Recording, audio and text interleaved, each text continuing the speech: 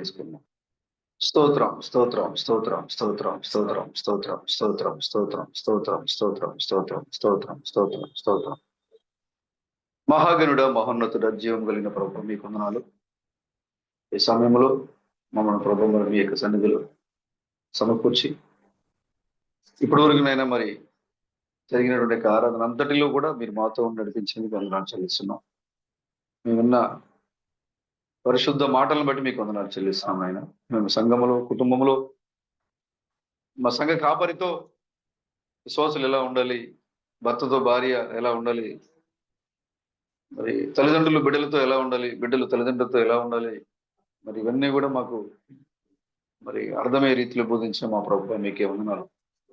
మరి కోడలు అత్తగారిని ఎలా గౌరవించాలి, మరి అత్తగారు తన కోడల్ని ఎలా గౌరవించాలి, అల్లుడిని ఎలా గౌరవించాలి, ఇవన్నీ కూడా మరి గొప్పగా మాతో చూపించిన దేవుడా మీకే వందనాలు చెల్లిస్తున్నాం. ఒకవేళ ఆ విధంగా లేకపోతే మీరు విశ్వాసంగా చెప్పుకోవద్దని చెప్పారు ప్రభు. కాబట్టి ఎవరైతే ఇక్కడ మోకరించి ఉన్నారో, ఎవరైతే అత్యున్నతమైన సంఘం యొక్క పైకప్పు కింద కూర్చొని మోకరించి ప్రార్థన చేస్తున్నారో వారందరూ కూడా ఈ కార్యాలు చేయకపోతే వారు విశ్వాసులే కాదని వారికి అర్థమయ్యే రీతిలో మరి వారు గ్రహించినట్లుగా వారి హృదయాలు తెరవమని అడుగుతున్నాం మా ప్రభు. నీకు వందనాలు స్తోత్రములు. ఎందుకంటే మీరు చెప్తున్నారు, మీరు బైబిల్ చదవచ్చు, ప్రార్థన చేయొచ్చు, ఉద్యోగంగా పాటలు పాడవచ్చు, సంఘానికి మీరు కానుకలు ఇవ్వచ్చు, 10వ భాగాన్ని తీసుకొని రావచ్చు. మరి శాస్త్రులు పరిచయాలు సర్దుకాయల కంటే మరి మీరు గొప్ప విశ్వాసులంగా ఈ లోకానికి ఏం కాదు. ఎందుకంటే వారు తమ యొక్క జీలకర్ర పుదీనాలు కూడా వాళ్ళు అంతా తగ్గింపుతో వాళ్ళు దేవుని యొక్క మందిరానికి మరి 10వ భాగం తీసుకొని వచ్చారు. అయినప్పటికీ వారు వాక్యంలో తాము చూసుకోలేకపోయారని చెప్పారు మా ప్రభు. కాబట్టి నేను మరి ఇక్కడ కూర్చున్నటువంటి ఇంకా మేము ఎత్తబడుతున్నాము, శ్రవణం మా దేవుడు రెండోసారి పరిచయలు ఆయన వచ్చారని నమ్ముతున్నటువంటి ప్రతి ఒక్కరు కూడా తాము ఆత్మ పరిశీలన చేసుకోవడానికి సహాయం దయచేయండి. మేము డిక్షనరీలు చదవచ్చు, బైబిల్ చదవచ్చు, వర్తమానం చదవచ్చు, ఉద్యోగంగా మాట్లాడచ్చు, మాతో మాట్లాడుతుంటే ఉద్యోగం కలిగించవచ్చు. కానీ మీ యొక్క వాక్య ప్రకారంగా కనుక మా జీవితాలు కట్టబడకపోతే మేము విశ్వాసులమే కాదని చెప్తుంది వాక్యం. కాబట్టి ప్రభా ఎంత జాగ్రత్తగా ఉండాలి, ఎంత జాగ్రత్తగా నీ యొక్క వాక్యాన్ని వెంబడించాలి, ఎంత జాగ్రత్తగా మా యొక్క ప్రతి ప్రవర్తనని చక్కబెట్టుకోవాలనేది ఈ యొక్క మాట ద్వారా మాతో మాట్లాడిన దేవుడు మీకు వందనాలు చెల్లిస్తున్నాం. కాబట్టి ప్రభువా ఇక్కడ ఉన్నటువంటి ప్రతి ఒక్కరూ తాము పరిశీలన చేసుకోవడానికి సహాయం తెచ్చండి. వారి కుటుంబాల్లో వారి యొక్క స్థానం ఏమైనదో వారు పరిపూర్ణంగా తెలుసుకోవటానికి వారు తనకు ముందుగా తన వెనుక ఉన్నటువంటి కుటుంబ సభ్యులను కానీ, సంఘస్థులను కానీ, పెద్దవారిని కానీ, చిన్నవారిని కానీ గౌరవించినట్లుగా ప్రతి ఒక్కరూ విశ్వాసులము అని చెప్పుకునే అర్హత ఉండాలంటే ఇప్పుడున్న ప్రతి మాటలకు వాడు లోపడాలి. అప్పుడే వారు విశ్వాసులను చెప్పుకునే అర్హత కలిగి ఉంటారని చెప్తున్నారు మా ప్రభు. కాబట్టి నైనా మరి మిగతా సంఘ శాఖల మాదిరిగానే మేము ఆరాధనకు వచ్చాము, ఆదివారం ఆరాధనకి మేము మరి పాల్గొన్నాము, మేము పరిశుద్ధంగా వచ్చాము, మేము పరిశుద్ధమైన వారము, మా కుటుంబంలో పరిశుద్ధత ఉంది, మాకు పరిశుద్ధి ఉంది అని చెప్పి వాక్యాన్ని వెంబడించకపోతే అదంతా వ్యర్థమైంది మా ప్రభు. కాబట్టి ముఖ్యంగా మరి కుటుంబాల్లో ఇప్పుడు కట్టబడే సమయం ఇది, మా జీవితాలు కట్టబడే సమయం ఇది. కాబట్టి ప్రభు మరి ఒకరినొకరు గౌరవించుకున్నట్లుగా, విశ్వాసంతో ముందుకు వెళ్ళగలిగినట్లుగా ప్రతి ఒక్కరిని మీరు నడిపించండి. మేము మరి బోధించేవారిగా మాత్రమే కాకుండా వాక్య ప్రకారంగా జీవించేవారిగా కూడా ఉన్నట్లుగా దయచేయండి. ఎదుటివారికి చెప్పేవారిగా మాత్రమే కాకుండా మమ్మల్ని సరి చేసుకునేవారిగా ఉన్నట్లుగా చేయండి. ఇక్కడ ఎవరు గొప్పవారు లేరు, కానీ మేమందరం కూడా దేవుని పిల్లలమని ఈ లోకానికి కనపరచడానికే మేము ఇక్కడ సమకూడి ఉన్నాం మా ప్రభు. కాబట్టి మేము విశ్వాసులకు మాదిరిగా మా యొక్క జీవితాలను కట్టబడడానికి మీరే సహాయం దయచేసి నడిపించమని, రాజులకు రాజుగా, ప్రభులకు ప్రభుగా, పెండ్లి కుమారుగా రాబోతున్నటువంటి మా విమోచకుడైన క్రీస్తు బ్రహ్మను మీ యొక్క నామంలో ఈ ప్రార్థన నడుచున్నాం ప్రభువా, ఆమేన్.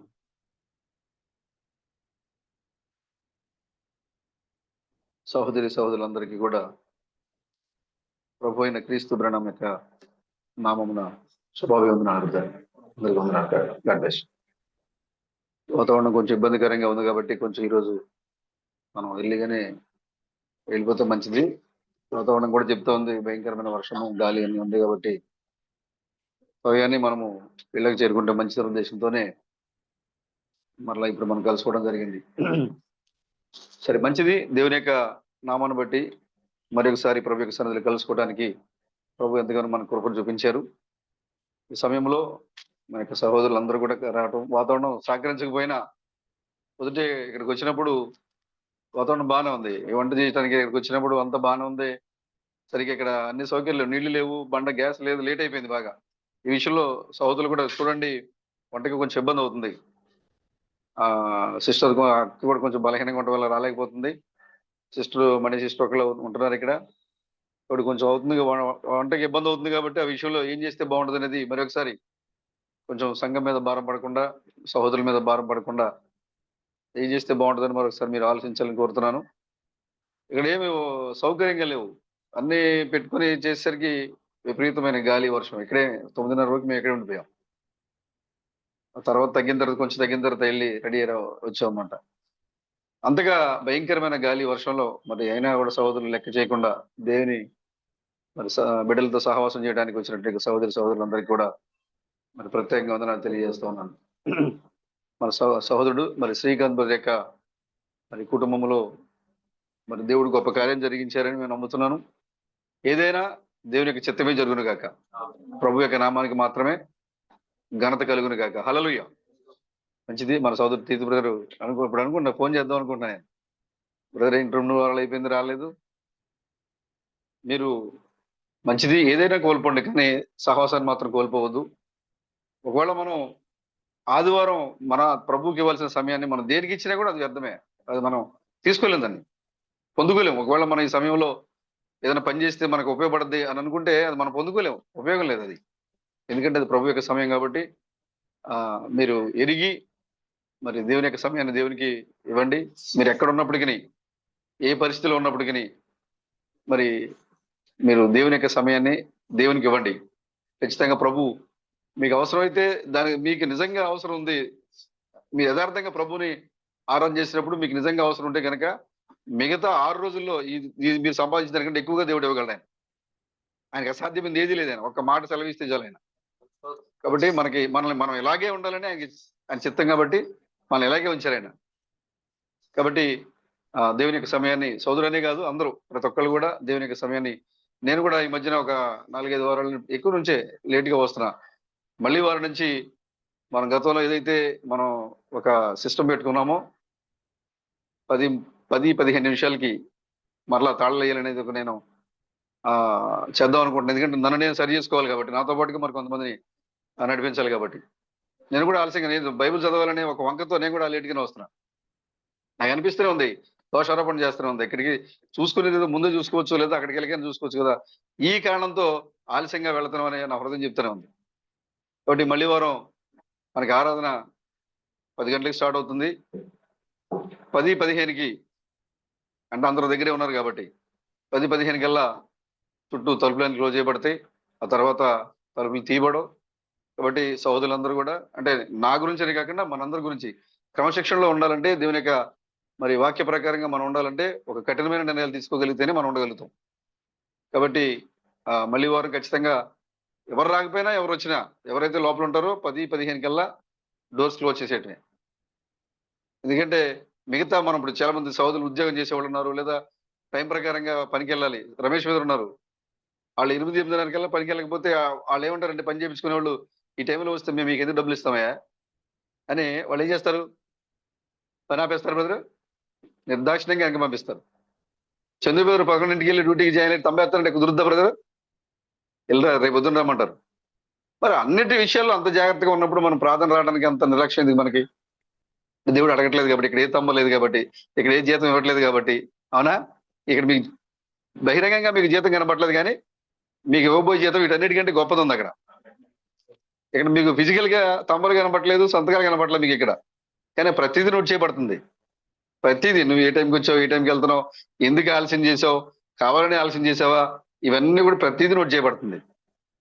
మరి మీ ఉద్యోగ రీత్యా లేదా మీ పనుల రీత్యా మీరు అంత శ్రద్ధగా మీరు పరిగెట్టుకుంటా మీరు ప్రభు యొక్క బాధ్యత నిర్వహిస్తూ ఉంటే మరి ప్రభు యొక్క సన్నిధి రావడానికి ఎందుకు అంత నిర్లక్ష్యం మీకు?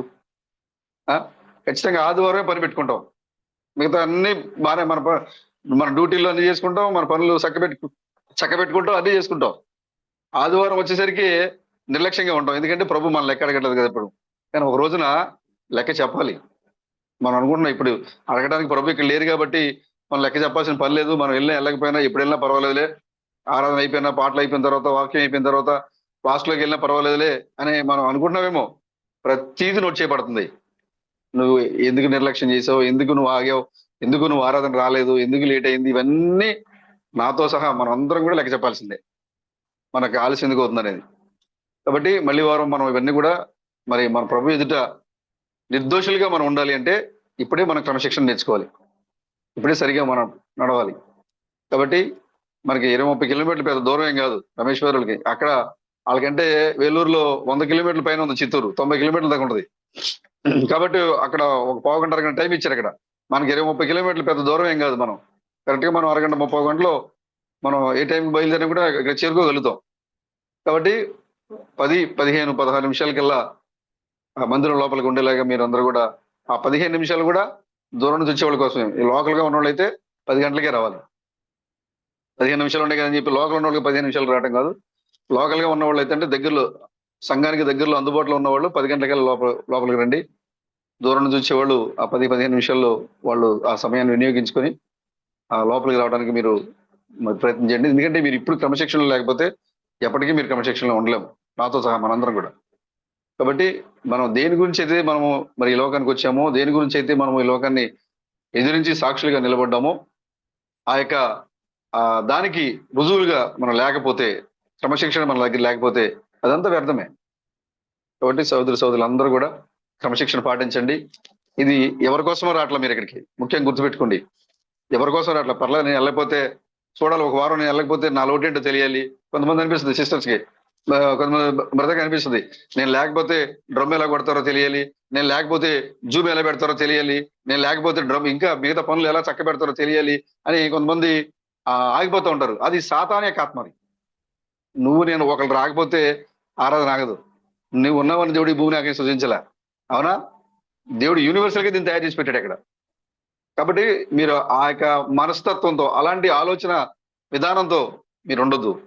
ఇక్కడ ఎవరున్నా లేకపోయినా దేవుని యొక్క కార్యము జరుగుతూనే ఉంటది. అవసరమైతే దేవుడు చిన్న చిన్న పిల్లల ద్వారా కూడా ఆయన తనకి నామానికి మనం తెచ్చుకోగల సమర్థుడు ఆయన. కాబట్టి మీరు నిర్లక్ష్యంగా ఉండొద్దు. దేవుని యొక్క సన్నిధికి త్వరగా మరి మీరు అన్ని పనులు చక్కబెట్టుకుని మిగతా పనులకి వెళ్ళాలంటే ఎలాగైతే అవసరమైతే 5ంటికి లేస్తాం. ఏలూరులో ఏదైనా ఎగ్జామ్ ఉంది, అప్పుడు ఎన్నింటికి లేస్తారు బ్రదర్? 10 గంటలకి ఎగ్జాము, ఎన్నింటికి లేస్తాం? అప్పుడు 5 గంటలకి లేచి రెడీ అయిపోయి బట్టలు నిన్నే ఇస్త్రీ చేసుకుంటాం. శుక్రవారం ఇజ్రాయెల్కి ఏంటి? సిద్ధపరుచుకుని దినం అది. శనివారం ఆరాధన వస్తుందంటే శుక్రవారం ఏం చేసుకోవాలంట? సిద్ధపరచుకోవాలి. మరి వాళ్ళకి శుక్రవారం సిద్ధపరచు దినం అయితే మనకు సిద్ధపరచు దినం ఏది? శనివారం మనం అన్ని సిద్ధం చేసుకోవాలి. మనం ఆదివారం సిద్ధం చేసుకోవడం కాదు, శనివారం అన్ని చక్కబెట్టుకోవాలి. అన్ని చక్కబెట్టుకొని ఉదయం కేవలం లేచి మనం రెడీ, స్నానం చేసి బైబిల్ పెట్టుకొని వచ్చే విధంగా మన పనులన్నీ కూడా చక్కబెట్టుకుని ఉండాలి మనం. కాబట్టి ప్రతి ఒక్కళ్ళు కూడా మరి క్రమశిక్షణ పాటించండి. క్రీస్తు బృందం యొక్క విశ్వాసులు అంటే ఇలాగే ఉండాలి అనేది మీరు ఈ లోకం చూపించండి. ఆరాధనలు ఖచ్చితంగా ఉంటారు వాళ్ళు, సమయానికి వెళ్తారు వాళ్ళు అనేది మీరు ఖచ్చితంగా పాటించండి. మళ్ళీ వారం నుంచి ఖచ్చితంగా మనం ఈ యొక్క కార్యక్రమాన్ని 12:15 తలుపులేసే కార్యక్రమాన్ని మనము ప్రారంభం చేసుకుందాం. అంటే ఒకవేళ భౌతికంగా మనం ఇక్కడ తలుపులేస్తున్నాం, కానీ ఒక రోజున నిజంగా ఆత్మీయంగా కూడా మనకు దూరం ఇవ్వబడదు అంత నిర్లక్ష్యంగా ఉంటే. మీరెవరో నాకు తెలియదు అని చెప్పేటువంటి ఒక రోజు రాబోతుంది. మనం ఇలాగే నిర్లక్ష్యంగా ఉంటే, ఇలాగే ఆలోచన చేస్తే, ఇలాగే జీవిస్తే ఇక్కడైతే తలుపే పడుతుంది కానీ అక్కడైతే ప్రభు ఉంటారంటే మీరెవరో నేను ఎవరు అని చెప్తారంటే. ఆ స్థితి మనకు రాకుండా ఉండాలంటే క్రమశిక్షణ పాటించడం అనేది చాలా ముఖ్యం. మనందరం కూడా నాతో పాటుగా మనందరం కూడా మరి ఆ యొక్క వాక్యానుసారంగా మా యొక్క జీవితాలు మలుచుకోవడానికి మనం ముందు కొనసాగుకోవాలని నేను కోరుకుంటూ ఉన్నాను. హల్లెలూయా. మనకి ఇంకా మీటింగ్స్ ఇంకా మధ్యలో 2 ఆదివారాలు మాత్రమే ఉన్నాయి. 3వ ఆదివారం మనకి మీటింగ్ స్టార్ట్ అవుతుంది. కాబట్టి దానికోసం కూడా ప్రార్థన చేయండి. ముందుగానే ఆ 2-3 రోజులు మరి ఉండగలిగినట్టుగా మీ పనులు చక్కబెట్టుకోండి. పనులు ఖచ్చితంగా, ఎందుకంటే మనం భూమి మీద ఉన్నాం కాబట్టి మన కుటుంబాలు, అవసరతలు ఇవన్నీ కూడా మనం చక్కబెట్టుకోవాలి. మనం అన్ని చేయాలి. అది మన బాధ్యత. ఒకవేళ కుటుంబాన్ని చక్కబెట్టుకోకుండా దేవుడిని మాత్రమే ఆరాధించుకుంటూ వెళ్ళిపోయాం అనుకోండి, దాన్ని కూడా దేవుడు దేవుడు దాన్ని అంగీకరించాడు దేవుడు. నా భార్యకి భోజనం పెట్టను, పిల్లలకి భోజనం పెట్టను, కుటుంబాన్ని కట్టుకుని నాకు దేవుడు చాలు అని అనుకున్నా కూడా కుదరదు. నీ కుటుంబాన్ని చక్కబెట్టుకోవాలి, దేవునికి కూడా ప్రథమ స్థానం ఇవ్వాలి. ప్రథమ స్థానం దేవునికి ఇవ్వాలి. ప్లస్ నీ కుటుంబాన్ని నీ యజమానుడిగా నువ్వు చేయాల్సిన పనిని కూడా నువ్వు చేయాలి. కాబట్టి ఈ యొక్క 2, 3 వారాలు మనకి 2 వారాల మధ్యలో ఉంది కాబట్టి మీరు ముందుగానే ఆ యొక్క పనులని కూడా చక్కబెట్టుకొని ఆ యొక్క సమయంలో ఎలాంటి ఒత్తిడి లేకుండా మీరు ఆ సమయాన్ని మీరు వినియోగించుకోవాలని, మీ యొక్క ప్రేమను, సహవాసాన్ని ఎవరెవరైతే ఇక్కడ కలుసుకుంటున్నారో వారితో పంచుకొని, ఓ శ్రావణ్ గారితో మాట్లాడితే నాలో ఇంకా ఉద్యమం మండింది, సతీష్ గారితో కలిస్తే నాలో విశ్వాసం పెరిగింది, ఇలాగా మీ యొక్క ప్రవర్తన మరి ఎవరెవరైతే మన మధ్యకి వస్తూ ఉన్నారో వారందరూ కూడా మరి మిమ్మల్ని చూసినప్పుడు ఓ విశ్వాసులు అంటే ఎలా ఉండాలి కదా అని వాళ్ళు మిమ్మల్ని చూసి నేర్చుకునే విధంగా మరి మీరు సిద్ధపాటుని కలిగి ఉండాలని మరి ప్రభు అయిన క్రీస్తు బ్రహ్మ నామం పేరట మిమ్మల్ని అందరూ నేను కోరుతా ఉన్నాను. దేవుడు మిమ్మల్ని అందరూ కూడా ఆ విధంగా సిద్ధపరచును కాక. హల్లెలూయా. చాలా సంతోషం. మరి గత 4-5 రోజులుగా మరి రమేష్ బ్రదరు, చందు బ్రదర్, ఇంకా సోదరులు శ్రీకాంత్ బ్రదర్ దగ్గరే ఉన్నారు. మరి యొక్క పనులన్నీ కూడా విడిచిపెట్టి, ఎందుకంటే అది దేవుని యొక్క ప్రేమ మాత్రమే. మరి కుటుంబంలో అవసరం ఉంది, సహోదరు కష్టాల్లో ఉన్నారు. మనం అక్కడ ఎంత డబ్బు ఇచ్చినా కూడా అక్కడ మనం ఉన్న లోటు ఆ సహవాసం వేరే. వాళ్ళతో ఆ యొక్క వేదనలో ఉన్న కుటుంబంతో మనం ఉన్న ఆ యొక్క అనుభవము వేరేగా ఉంటది. మనం ఎంత డబ్బు ఇచ్చినా కూడా అది రాదు వాళ్ళకి. మనం ఒక 1,00,000 రూపాయలు అక్కడ పెట్టి జాగ్రత్తగా చూసుకొని పాపని అని చెప్పి వచ్చినా కూడా ఆ యొక్క అన్యోన్యత లేదా ప్రేమ సహవాసం అక్కడ ఉండదు. కాబట్టి అందుకోసమే నేను కూడా ఎప్పుడు ఇబ్బందుల్లో ఉన్న వాళ్ళకి, అవసరంతో ఉన్న వాళ్ళకి దగ్గరగా ఉండడానికి నేను ప్రయత్నం చేస్తూ ఉంటాను. ఎందుకంటే అది చాలా ఓదార్పుని ఇస్తూ ఉంటది, చాలా ధైర్యాన్ని ఇస్తూ ఉంటది, విశ్వాసాన్ని కూడా బలపరుస్తూ ఉంటది అది. కాబట్టి వాళ్ళిద్దరూ అక్కడ ఉండడం నాకు చాలా సంతోషం అనిపించింది. నేను కూడా వెళ్దాం అనుకున్నా కానీ ఆ రోజు నాకు కొంచెం సహకరించకపోవడం వల్ల, కొన్ని పనుల వల్ల నేను వెళ్ళలేకపోయాను. చాలా బాధపడ్డాను. కానీ మరి సహోదరులు అక్కడ ఉండటం వల్ల వాళ్ళిద్దరే కాదు, అది నేను కూడా ఉన్నట్టుగా నేను సంతోషపడ్డా అక్కడ. మరి నేను రాత్రి చెప్పినప్పుడు మరి ఆ పాప లేచింది, బైబిల్ చదువుతుంది, కూర్చుంది, మాట్లాడుతుందని చెప్పినప్పుడు ఆ శ్రీకాంత్ బ్రదర్ కుటుంబం కంటే ఎక్కువ సంతోషపడ్డాను నేను. అంటే ఆ సోదరుడు అంతగా వాక్యంలో నిలబడిన సోదరుడు కాబట్టి కొన్ని లోక సంబంధమైన కట్టుబాట్లు లేదా పరిస్థితుల వల్ల ఆరాధనలో పాల్గొనకపోవచ్చు, కానీ ఒక మంచి సోదరుడు శ్రీకాంత్ బ్రదరు. మరి దేవుడు ఎందుకు ఆ యొక్క జీవితంలోనికి గొప్ప శోధన అనుభవించారో తెలియదు, కానీ మరి దేవుడు ఆ కుటుంబాన్ని శోధనలోంచి జయించే విధంగా కూడా దేవుడు అక్కడే ఉన్నాడు, సోదరునితోనే ఉన్నాడు ఆయన. కాబట్టి ఏ రూపంలో అంటే మన సోదరుల రూపంలోనే.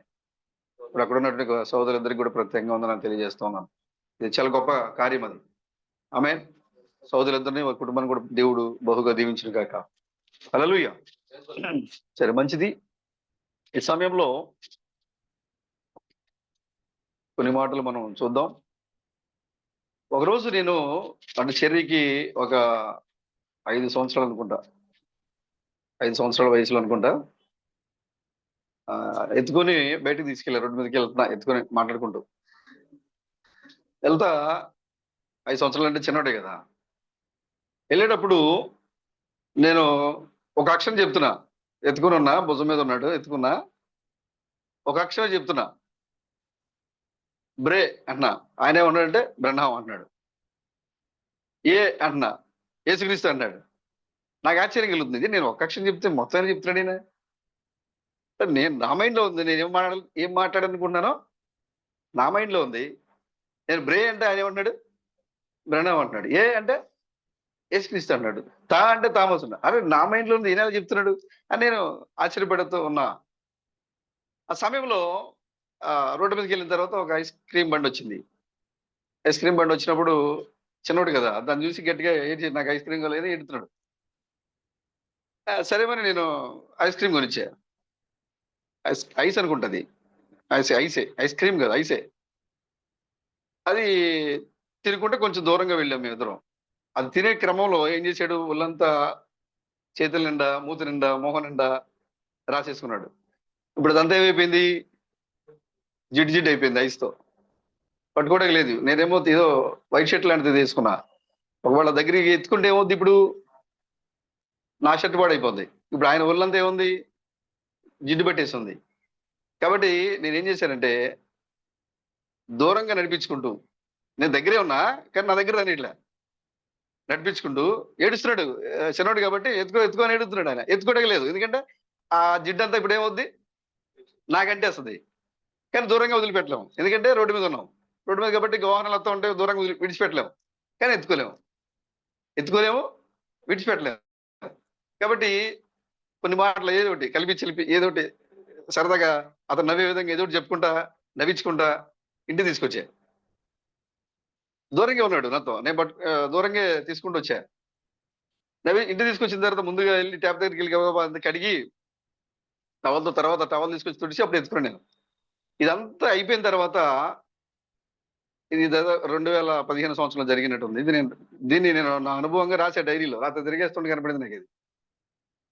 అక్కడ కింద నేను ఏం రాశానంటే, భౌతికంగా ఉన్న నేనే జిడ్డుగా ఉన్న నా కుమారుని పట్టుకోవడానికి ఏం చేశాను, ఆలోచించాను. అలా అని చెప్పి వదిలిపెట్టానా రోడ్డు మీద? వదిలిపెట్టలేదు. అంటే అతని చుట్టూనే నేను నిలబడి, అతని దగ్గరికి ఏ వాహనాలు రాకుండా, అతను తప్పిపోకుండా అతని దగ్గరలోనే నిలబడి, అతని చిన్నగా ఎక్కడ తీసుకొచ్చాను, నా ఇంటికి తీసుకొచ్చి అతనికి అంటినటువంటి జిడ్డునంతా ఏం చేసాం, కడిగేసి చుడిచి అప్పుడు ఎత్తుకున్నాను నేను. ఇదేనా దేవుని యొక్క ప్రణాళిక? 7,000 సంవత్సరాల దేవుని యొక్క ప్రణాళిక ఇదే కదా బ్రదర్. నేను డైరీలో అదే రాసుకున్నా, ఇది ప్రణాళిక. ఆమేన్. ఎందుకంటే దేవుడు మనల్ని ఎత్తుకున్నాడు, ఆడించాడు, పాడించాడు, అన్ని చేశాడు ఆయన. మనం ఏం వండించుకున్నాం? పాపం వండించుకున్నాం. దేవుని నుంచి ఏడ్చి మరీ కురిపించుకున్నాడు ఆయన చెర్రి. మనం కూడా అలాగే లోకంలో ఉన్న ప్రతి దానికి మనకు ఆకర్షించింది మనల్ని. ఆ లోక సంబంధమైన కార్యాలకి మనం అట్రాక్ట్ అయిపోయాం, పాపం అయిపోయిన మనల్ని దేవుడు మనల్ని విడిచిపెట్టాడా? దూరంగా ఉన్నాడా మనకి? లేడు. అలానే మనల్ని పట్టుకున్నాడా? పట్టుకోవట్లేదు.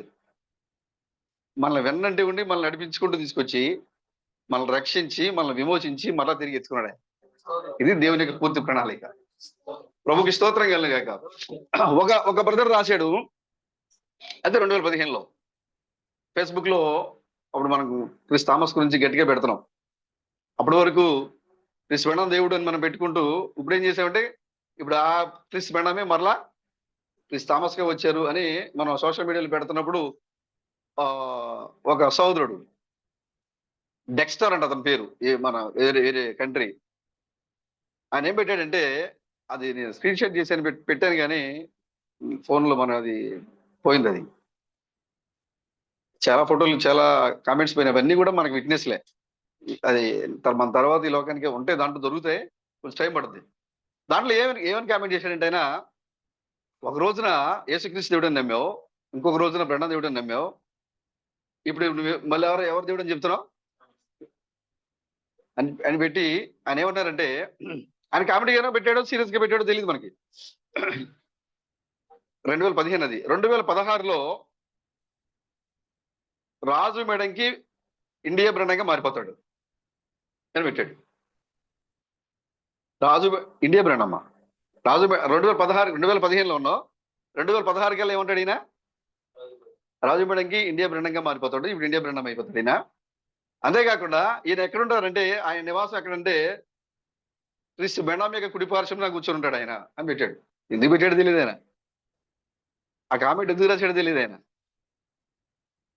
అంటే చూడండి, మన యొక్క స్థానం ఏంటనేది మనకు తెలియకపోయినా ఈ లోకంలో ఉన్న సాతానికి తెలుసు, దానికి అర్థమైపోయింది వచ్చింది ఎవరు అనేది. కాబట్టి మీరెవరు అనేది మీరు ఇప్పటివరకు మీరు ఎరిగి ఉండకపోవచ్చు, కానీ మీరు ఎవరు అనేది ఈ లోకం ఆల్రెడీ తెలుసుకుంది మీరెవరో.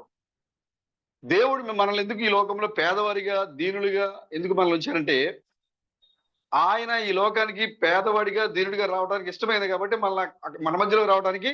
ఆయన పేదవాడిగా రావాలంటే మనం పేదవాడిగా ఉండాలి ఇక్కడ. అవునా బ్రదర్? మనకు కావాలంటే ఒక బిల్ గేట్స్, లేకపోతే ఒక రిలయన్స్ అంబానీలో, లేకపోతే అదానీలో, లేకపోతే ఎలన్ మాస్క్ లాంటిగా వాళ్ళలాగా మనం కూడా డబ్బు సంపాదించవచ్చు. ఎలన్ మాస్క్ మనం చూస్తూనే అతను డబ్బులు సంపాదించి పెద్ద ఒక ఉన్నతమైన స్థితికి వెళ్ళిపోయాడు. మన జనరేషన్ లో మనం చూసినప్పుడు లేదు. మన జనరేషన్ లో మనం చూసిన అమెజాన్ CEO కూడా అంతే. మనం చూస్తున్న ఇందులోనే కొన్ని $1 మిలియన్ సంపాదించేశాడు. మరి లోక సంబంధంగా ఉన్న వాళ్ళకే అంత మరి నెల వ్యవధిలో అన్ని డబ్బులు సంపాదించగలిగితే, మరి వాళ్ళ యొక్క సృష్టికర్త మన దేవుడు. మరి మనం చేయలేడు బ్రదర్? చేయగలడు ఆయన. థామస్ గారు చెప్పారు, మీరు ఈ లోకానికి ఏం చేస్తారంటే మట్టిని తీసుకుని, ఒక ఇటుక తీసుకుని దాన్ని బంగారంగా మార్చి మీరు మీ దగ్గరికి ఎవరైతే వస్తారో అవసరం ఉన్న వాళ్ళకి మీరు డబ్బులు దాన్ని అమ్మేసుకుని మీరు మీ బాకీ తీర్చుకోమని చెప్తారు మీరని చెప్పారు ఆయన. ఆ యొక్క పేద స్త్రీ బిడ్డలతో ప్రవక్త యొక్క భార్య ఎలీషా దగ్గరికి వచ్చినప్పుడు ఆయన ఏం చేశారు? ఆ కుండలో ఉన్న నూనె ఏం చేశాడనా, మీ ఎన్ని పాత్రలు తెచ్చుకోగలుగుతారో అన్ని పాత్రలు తెచ్చుకొని ఈ కుండలో ఉన్న నూనె ఆ పాత్రలో నింపి వీటిని నమ్మి మీరు ఏం చెప్పాడు ఆయన? మీ అప్పులు తెచ్చుకోమని చెప్పి మీరు జీవించమని చెప్పాడు ఆయన. మరలా ఇప్పుడు ఆ పరిచయం జరుగుద్ది. మీ దగ్గరికి అనేక మంది పేదవాళ్ళు వస్తారు, అనేక మంది మీ దగ్గరికి వస్తారు, కానీ మీ దగ్గర డబ్బులు ఉండవు. మీ దగ్గర ఏమి అలా అని చెప్పి మీ ఇంట్లో మీ పెట్టెల నిండా మీ బీరువాల నిండా డబ్బు బంగారం వజ్రం వైడీలు ఉండవు అక్కడ.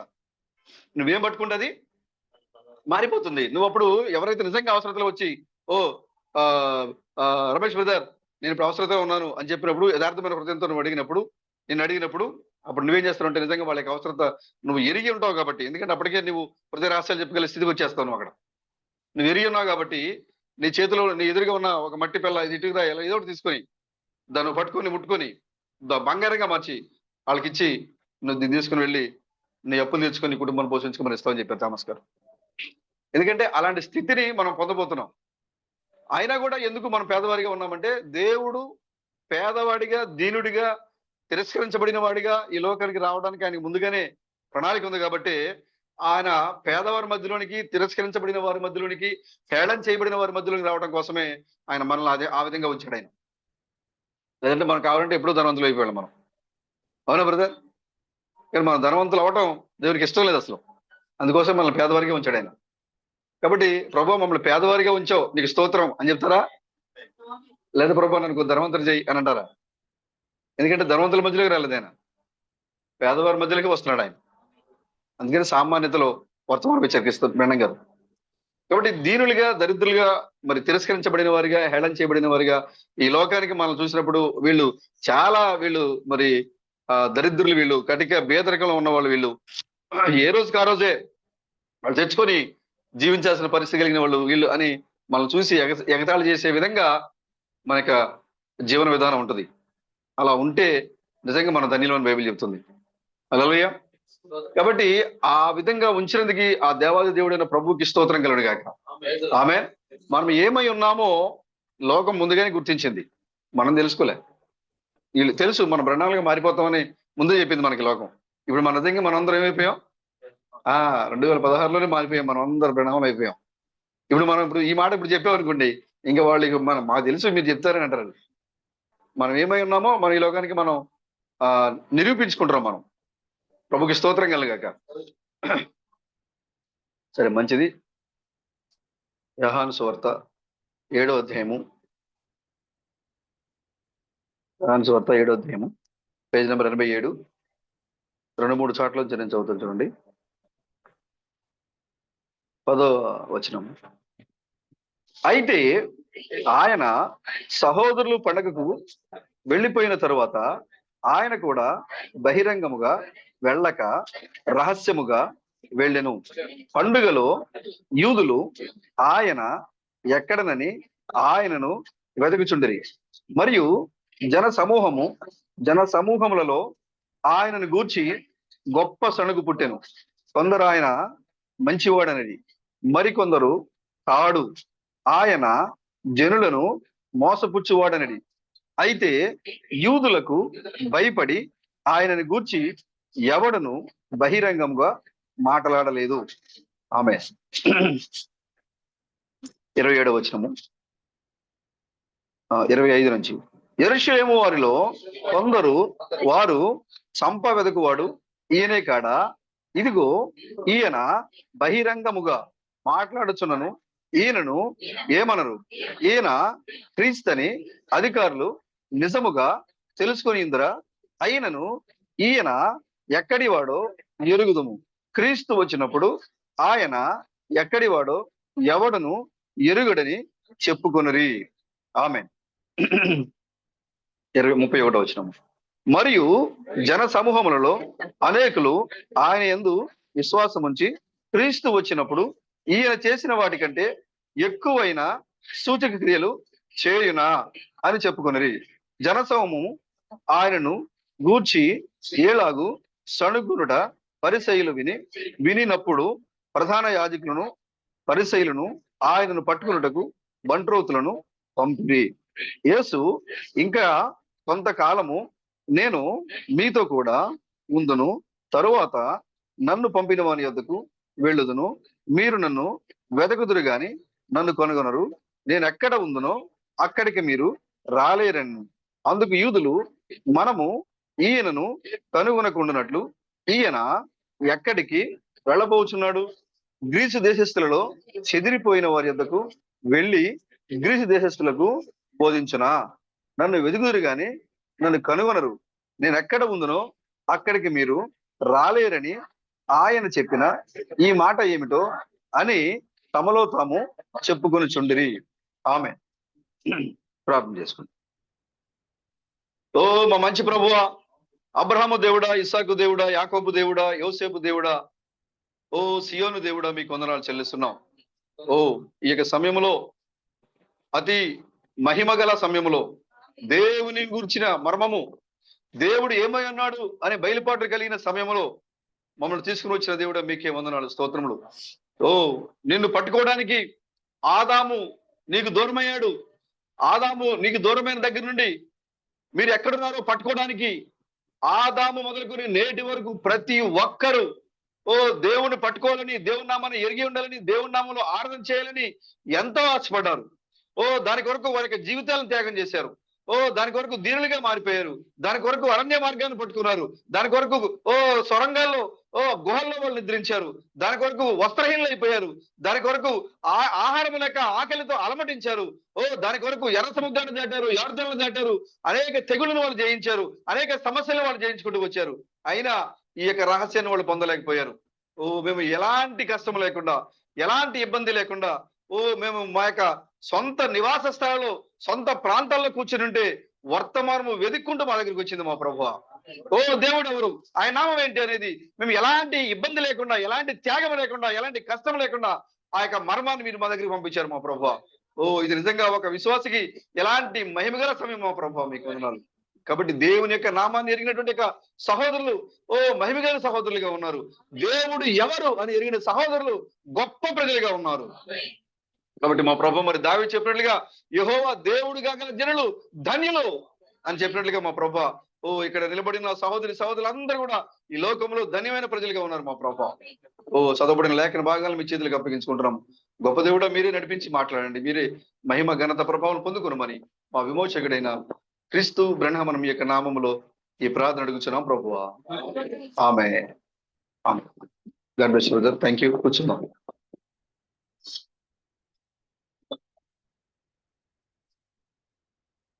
యెహోవా దేవుడు బ్రహ్మ రూపములో ఈ కాలంలో బయలుపడ్డాడు.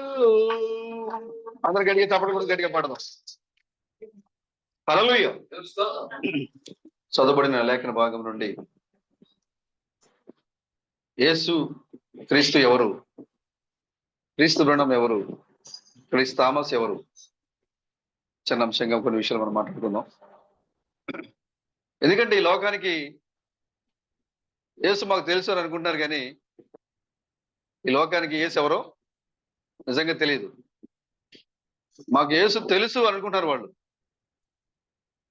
ఇప్పుడు మనం ఒక లేఖన భాగాన్ని మనం చదువుకున్నాం. ఆయన యెరూషలేములో ఉన్నప్పుడు శాస్త్రులు, పరిసయ్యులు, సద్దూకయ్యుల మధ్యలో, యూదుల మధ్యలో ఒక సడుగు పుట్టింది.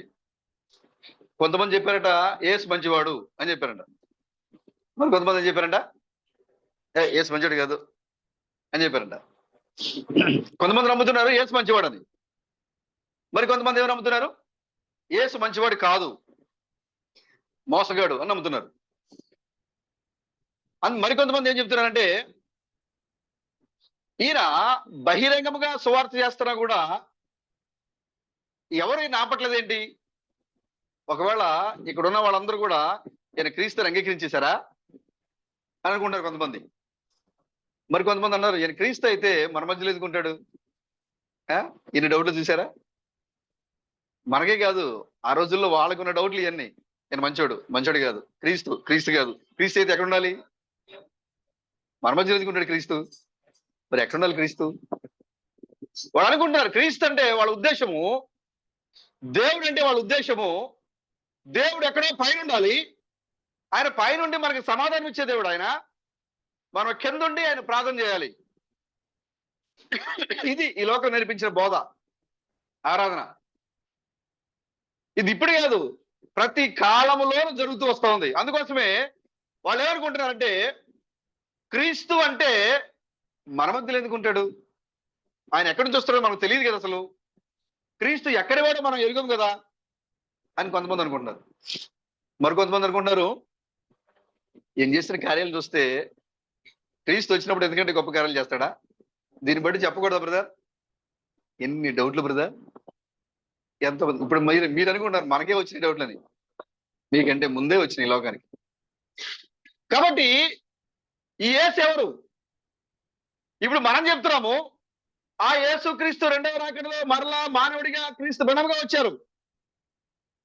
ఎవరు ఈ క్రీస్తు బిణము?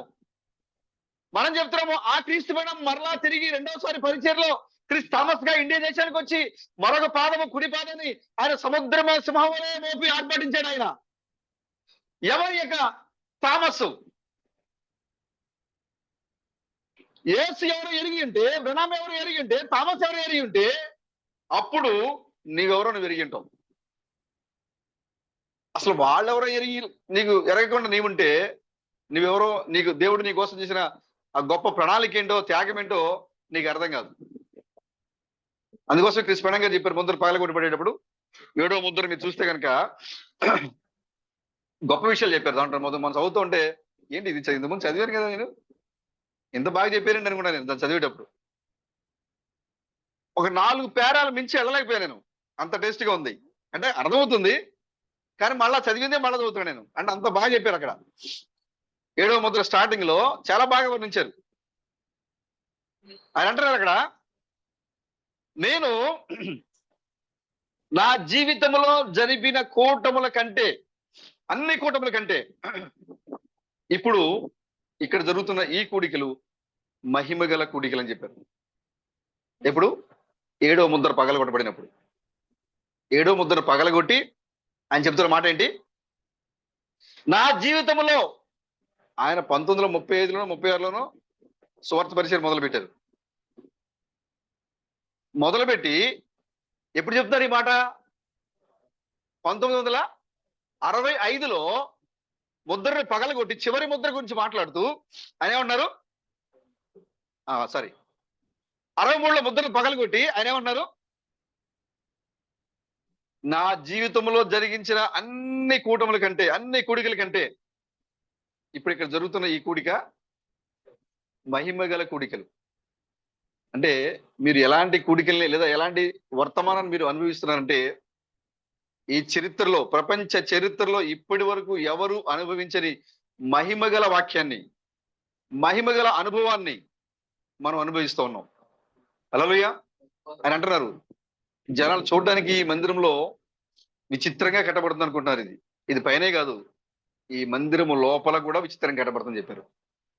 కట్టబడే మందిరము పైనే కాదు, లోపల కూడా విచిత్రంగానే కట్టబడుతుంది. ఒక రూపం సంతరించుకుంటా ఉంది. పెళ్లి కుమార్తె రూపుదిద్దుకుంటా ఉంది. 7వ ముద్ర పగలగొట్టబడే సమయానికి ఆయన మాట్లాడుతున్నారు, పెళ్లి కుమార్తె ఒక విచిత్రమైన రూపముతో సంతరించుకుంటా ఉంది, రూపుదిద్దుకుంటా ఉన్నామే. అది ఎవరే అంటే ఇక్కడ కూర్చున్న మనమే. ఆ 7వ ముద్ర పగలగొడుతూ చెప్తున్నారు ఆ మాటలు. ఆయన చాలా చాలా ఆనందంగా అనిపించింది చదువుతున్నప్పుడు. అంటే మన కొరకు దేవుడు ఎంత గొప్ప ప్రణాళికను కలిగి ఉన్నాడు. ఆయన ఇంతకు ముందు ఎన్నడూ ఇవ్వని, చూడండి ఏం బ్రదర్ 58లో ఇచ్చిన మెసేజ్లు ఎలా ఉంటాయి? గోడ మీద చేవ్రాత కానీ, లేకపోతే ఇంకా కొన్ని రకాల సందేశాలు, క్రీస్తు తన సొంత వాక్యం ప్రత్యక్షమైన కానీ 60 దాకా వచ్చిన తర్వాత ఇవన్నీ సందేశాలు చూసినప్పుడు ఎలా ఉంటాయి బ్రదర్? గొప్పగా ఉంటాయి. కానీ ఆయన ఏమంటారు? వాటన్నిటికన్నా ఇప్పుడు జరుగుతున్న కూడికలు మహిమగల కూడికలు. ఇక్కడికి అనేక మంది ఇక్కడికి ఆహ్వానించబడుతున్నారు అని చెప్తున్నారు.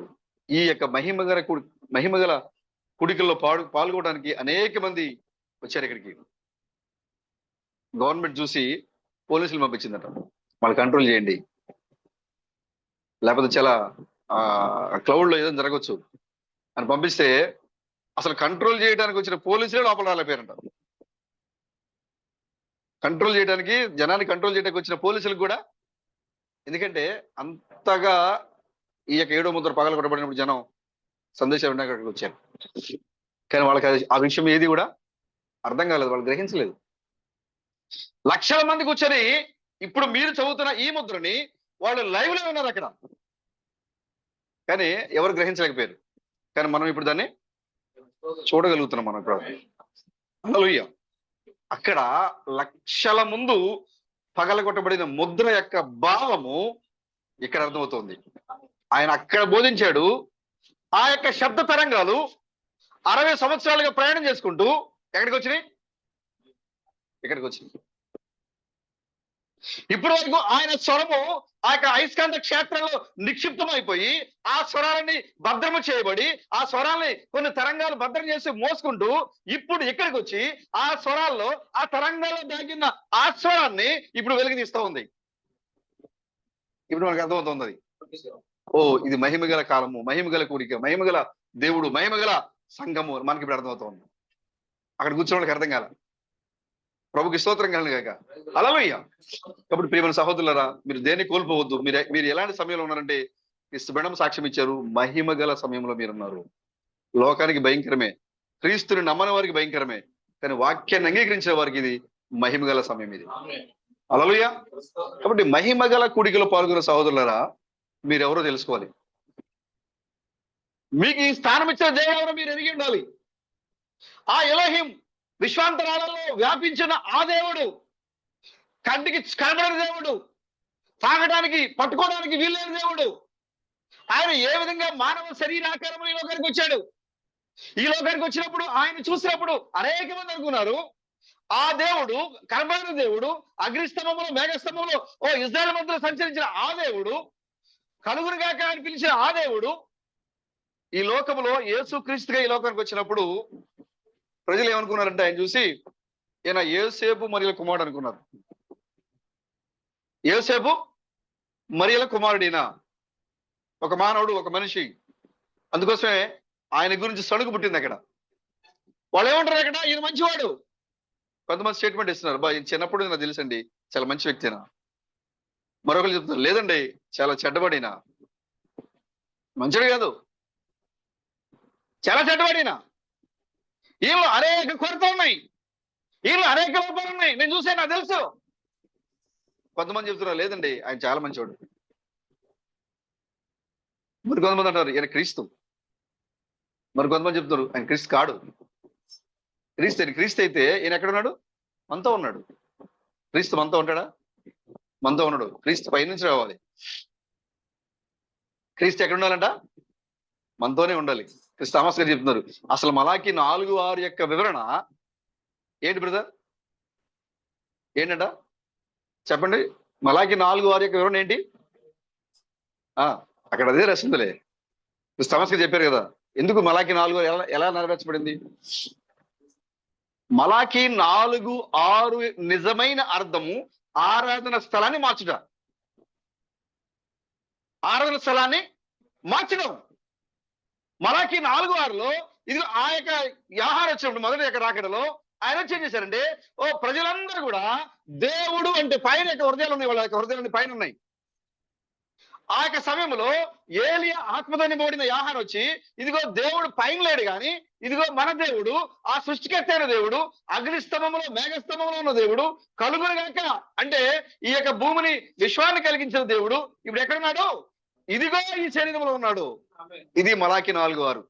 హల్లెలూయా. ఇప్పుడు మరలా రెండో రాకడలో ఆ యొక్క మరలా ఏలియా ఆత్మ ఈ లోకానికి వచ్చి, ఇప్పుడు మరలా ఆ యొక్క ఆత్మ ఇప్పుడు ఈ భూమి మీద నిలబడి, హల్లెలూయా. అందుకోసం ఏం చెప్తున్నాడు, ఏలియా ఆత్మ ఎన్నిసార్లు రావాలి? 7 సార్లు రావాలి. మొదటిసారి వచ్చినప్పుడు ఏ విధంగా అయితే ఇదిగో ఈ శరీరంలో దేవుడు ఉన్నాడని చూపించాడు, ఇప్పుడు మరలా అదే ఏలియా ఆత్మ మలాకి 4:6 ఇప్పుడు మరలా ఇప్పుడు ఈ కాలంలో ఇప్పుడు పెళ్లి కుమార్తె యొక్క జీవితంలో ఏలియా ఆత్మ కలిగిన పెళ్లి కుమార్తె 700 మంది ఏలియాలు. హల్లెలూయా. 700 మంది ఏలియాలు. ఇదిగో దేవుడు పైన లేడు కానీ ఇదిగో దేవుడు ఇక్కడే ఉన్నాడు. ఆరాధన స్థానం మారుస్తున్నాం మనం ఇప్పుడు. ఇది మలాకి 4 వివరణ. ఇప్పుడు మనం ఏం చేసాం బ్రదర్? ఆరాధన స్థలాన్ని మార్చాం. మనం మార్చాడు. బైబిల్ చెప్తా ఉంది అక్కడ. మొదటి లేఖన ఎలాగైతే ఆరాధన స్థలాన్ని చూపించాడు ఆ ఏలియా, ఇప్పుడు ఈ ఏలియా అనగా 700 మంది ఏలియాలు ఇప్పుడు తమ యొక్క ఆరాధన స్థలం చూపిస్తున్నారు. ఇదిగో ఇది బేతేలు, అక్కడ బేతేలు ఉంది. ఇప్పుడు మేము బేతేలు, అది బేతేలు. ఆయన బేతేలే, మనం బేతేలే. ఇప్పుడు ఆయన ఆరాధన స్థలమే, మనము కూడా ఆరాధన స్థలమే. మరి ఎవరు ఈ యొక్క క్రిస్ థామస్? మెసేజ్ లో ఉన్న వాళ్ళకే తెలియదు. ఈ సందేశాన్ని అనుభవిస్తూ 7వ ముద్రను పగలగొట్టబడినప్పుడు ఇండియా, అమెరికా దేశంలో పగలగొట్టబడింది, ఇండియాలో బయలుపరచబడింది. అక్కడ పగలగొట్టబడినప్పుడు ఉన్నారు, ఇక్కడ బయలుపరచబడినప్పుడు ఉన్నారు. కానీ దాన్ని వాళ్ళు అనుభవించలేకపోయారు. కానీ మనం ఇప్పుడు దాన్ని తెలుసుకున్నాం, మనం అనుభవిస్తున్నాం. ఏడవ ముద్ర అనగా ప్రభు యొక్క రాకడ. ప్రభు ఆ యొక్క రాకడలో వచ్చి ఏ వాక్యాన్ని బయలుపరిచారు, ఎలా బయలుపరిచారు, ఆయన ఏం బోధించారు అనే విషయాన్ని అక్కడ వాళ్ళు గ్రహించలేకపోయారు, ఇక్కడ వీళ్ళు గ్రహించారు. లైవ్ లో కూర్చొని వాళ్ళు ఎవరు గ్రహించలేదు. అక్కడ లైవ్ లో కూర్చొని ముద్ర పగల కొడుతుంటే వాళ్ళు కూర్చొని ఆమె కేకలు పెట్టారు. ఇక్కడ వేలూరులో ముద్ర విప్పినప్పుడు 7వ ముద్ర ఏంటి ఆయన బయలుపరుస్తున్నప్పుడు, ఆ 6వ ముద్రకి 7వ ముద్రకి మధ్యలో జరిగిన ఆ గ్యాప్ ఏంటి, ఏం జరిగింది అక్కడ, ఆ సైలెన్స్ పీరియడ్ ఏంటి, ఇవన్నీ కూడా ఆయన బయలుపరుస్తూ ఉంటే అక్కడ గంతులు పెట్టి కేకలు పెట్టిన వారికి అర్థం కాలేదు ఇక్కడ. కానీ ఇక్కడ దీనుడిగా కూర్చున్న నీకు నాకు అర్థమవుతుంది ఆయన ఎవరు, ఆయన ఏమై ఉన్నారు అనేది మనం గ్రహించగలిగాం. మనం ఈ లోకాన్ని చూపిస్తూ ఉన్నాము. ఆయన సత్యనాథను రంజితం యొక్క కుమారుడు కాదు. ఆయన అక్కడికి వచ్చిన ఆయేసు యోసేపు మరియు కుమారుడు కాదు. ఆయన ఎవరు? ఎలోహిం. నీవు నేను చూడగలిగినట్లుగా ఆయన ఏం చేశారంటే ఆ యొక్క శరీరాన్ని వాడుకున్నాడు ఆయన. హల్లెలూయా. ఎక్కడి నుంచి వాడుకున్నాడు ఆయన? చూడండి, అబ్రాహాం దగ్గర నుంచి చూడండి.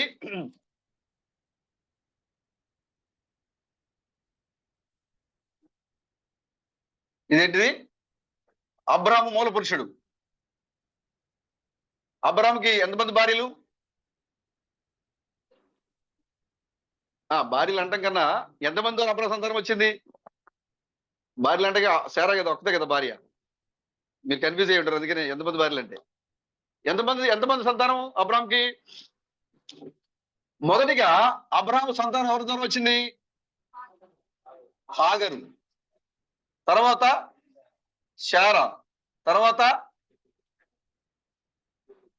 కెతూరా. ముగ్గురు స్త్రీలు ఉన్నారు అబ్రాహాం యొక్క జీవితంలో. ఒక ఆమె పేరు హాగరు, శారా, కెతూరా. ముగ్గురు స్త్రీలు ఉన్నారు అబ్రాహాం యొక్క జీవితంలో. చూడండి, హాగరు ద్వారా ఎవరు వచ్చారు? ఇష్మాయేలు వచ్చారు. ఇష్మాయేలు ద్వారా ఎవరెవరు వచ్చారు? అరబ్బీయులు వచ్చారు. అనగా ఎవరు అరబ్బీలు అంటే? ముస్లింలు. కొంతమంది మాత్రమే, అందరు కాదు. కొంతమంది మాత్రమే వచ్చారట. చరిత్ర చెప్తుంది. ఇష్మాయేల్ ద్వారా అందరూ ముస్లింస్ అందరూ ఇష్మాయేల్ ఒక ద్వారా రాలా. కొంతమంది అరబ్బీలు మాత్రమే ఇష్మాయేల్ సంతానం నుంచి వచ్చారు. అంటే వాళ్ళు ఎవరు? అబ్రాహాం యొక్క వారసులే. తర్వాత శారా ద్వారా ఎవరు వచ్చారు? ఇస్సాకు వచ్చారు. కెతూరా ద్వారా ఎవరు వచ్చారు? 6 కుమారులు వచ్చారు.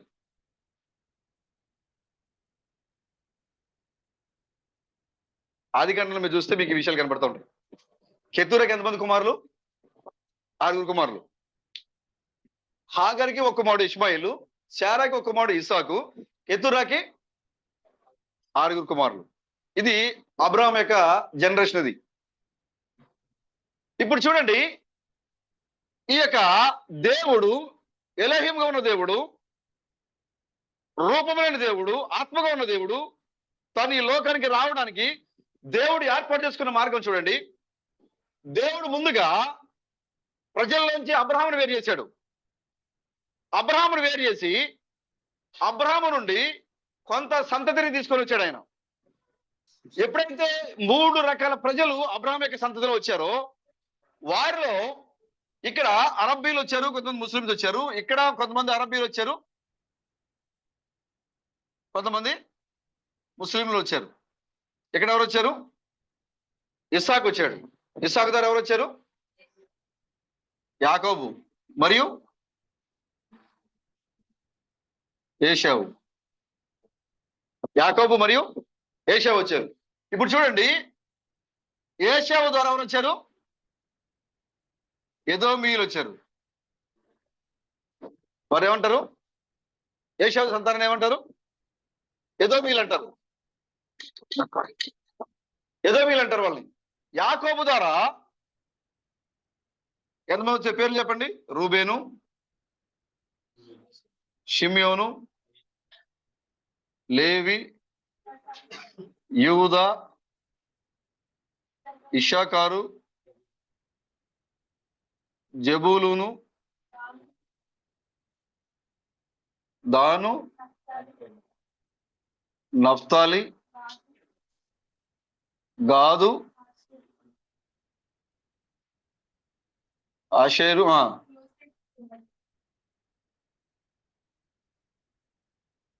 యోసేపు, బెన్యామిన్. వీళ్ళెవరు? ఇజ్రాయిల్ అంటారు వీళ్ళని. 12 మంది కూడా ఇజ్రాయిల్. చూడండి ఎలా విడిపోయింది చూడండి సంతతి. అబ్రహాం యొక్క సంతతే ఇదంతా కూడా, అబ్రహాం యొక్క జనరేషన్ ఇదంతా కూడా.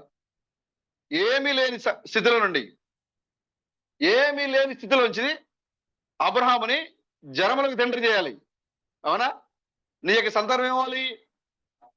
ఆకాశ నక్షత్రంలో అవ్వాలి, సముద్రపు ఇసుక రేణువులోనే మార్చాలి. ఇది దేవుని యొక్క ప్రణాళిక. అబ్రహాము అసలు ఈ సంతానము లేక మునిపే వీళ్ళందరూ చూశారు అబ్రహాం. హల్లెలూయా. చూడండి అబ్రహాం ఎక్కడ చూశాడు చూడండి. ఇజ్రాయెల్ వచ్చారు, ఏషావు నుండి ఎదోమీయులు వచ్చారు. ఆ జాతి, ఆ సంతతి విడిపోయింది మళ్ళీ. ఇప్పుడు ఇక్కడ చూడండి, రూబేను, షిమియాను, లేవి, యూదా, ఇషాకారు, జబూలూను, దాను, నఫ్తాలి, గాదు, ఆషేరు, యోసేపు, బెన్యామీను. ఈ 12 మంది కుమారులలో దేవుడు మరలా ఏ సంతతిని ఎన్నుకున్నాడంటే 4వ కుమారుడైన యూదాను ఎన్నుకున్నాడు. యూదా నుండి ఎవరిని పిలిచాడు దేవుడు? బోయాజుని పిలిచాడు. బోయాజు నుండి ఎవరిని పిలిచాడు? యెషయాని పిలిచాడు. అంటే నేను మధ్యలో పేర్లు మీకు గుర్తున్న, మీ ఐడెంటిఫై చేయగలిగిన పేర్లు మాత్రమే రాస్తున్నా. ఆ సంతతిని యెషయాని పిలిచాడు. అక్కడి నుంచి ఎవరిని పిలిచాడు? దావీదుని పిలిచాడు. అక్కడి నుంచి యేసుక్రీస్తు వచ్చారు. దావీదు కుమారుడు ఎవరు? యేసుక్రీస్తు. ఇది అబ్రహాం యొక్క నిజ సంతానం యొక్క వంశావళి, నిజ సంతానం యొక్క మార్గం ఇది. ఇక్కడ దావీదు కుమారుడు ఎవరు? యేసుక్రీస్తు. ఇప్పుడు దాని కింద ఎవరున్నారు ఇక్కడ?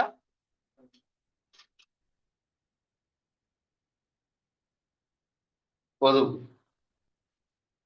ఇప్పుడు మనం ఏ గోత్రానికి చెందినవారు? మనం ఇప్పుడు యూదా గోత్రానికి చెందినవారు. మనం ఎక్కడి నుంచి వచ్చాం? మనం ఇప్పుడు అబ్రహాము యొక్క నడుము నుంచి వచ్చాం మనం. ఆమేన్.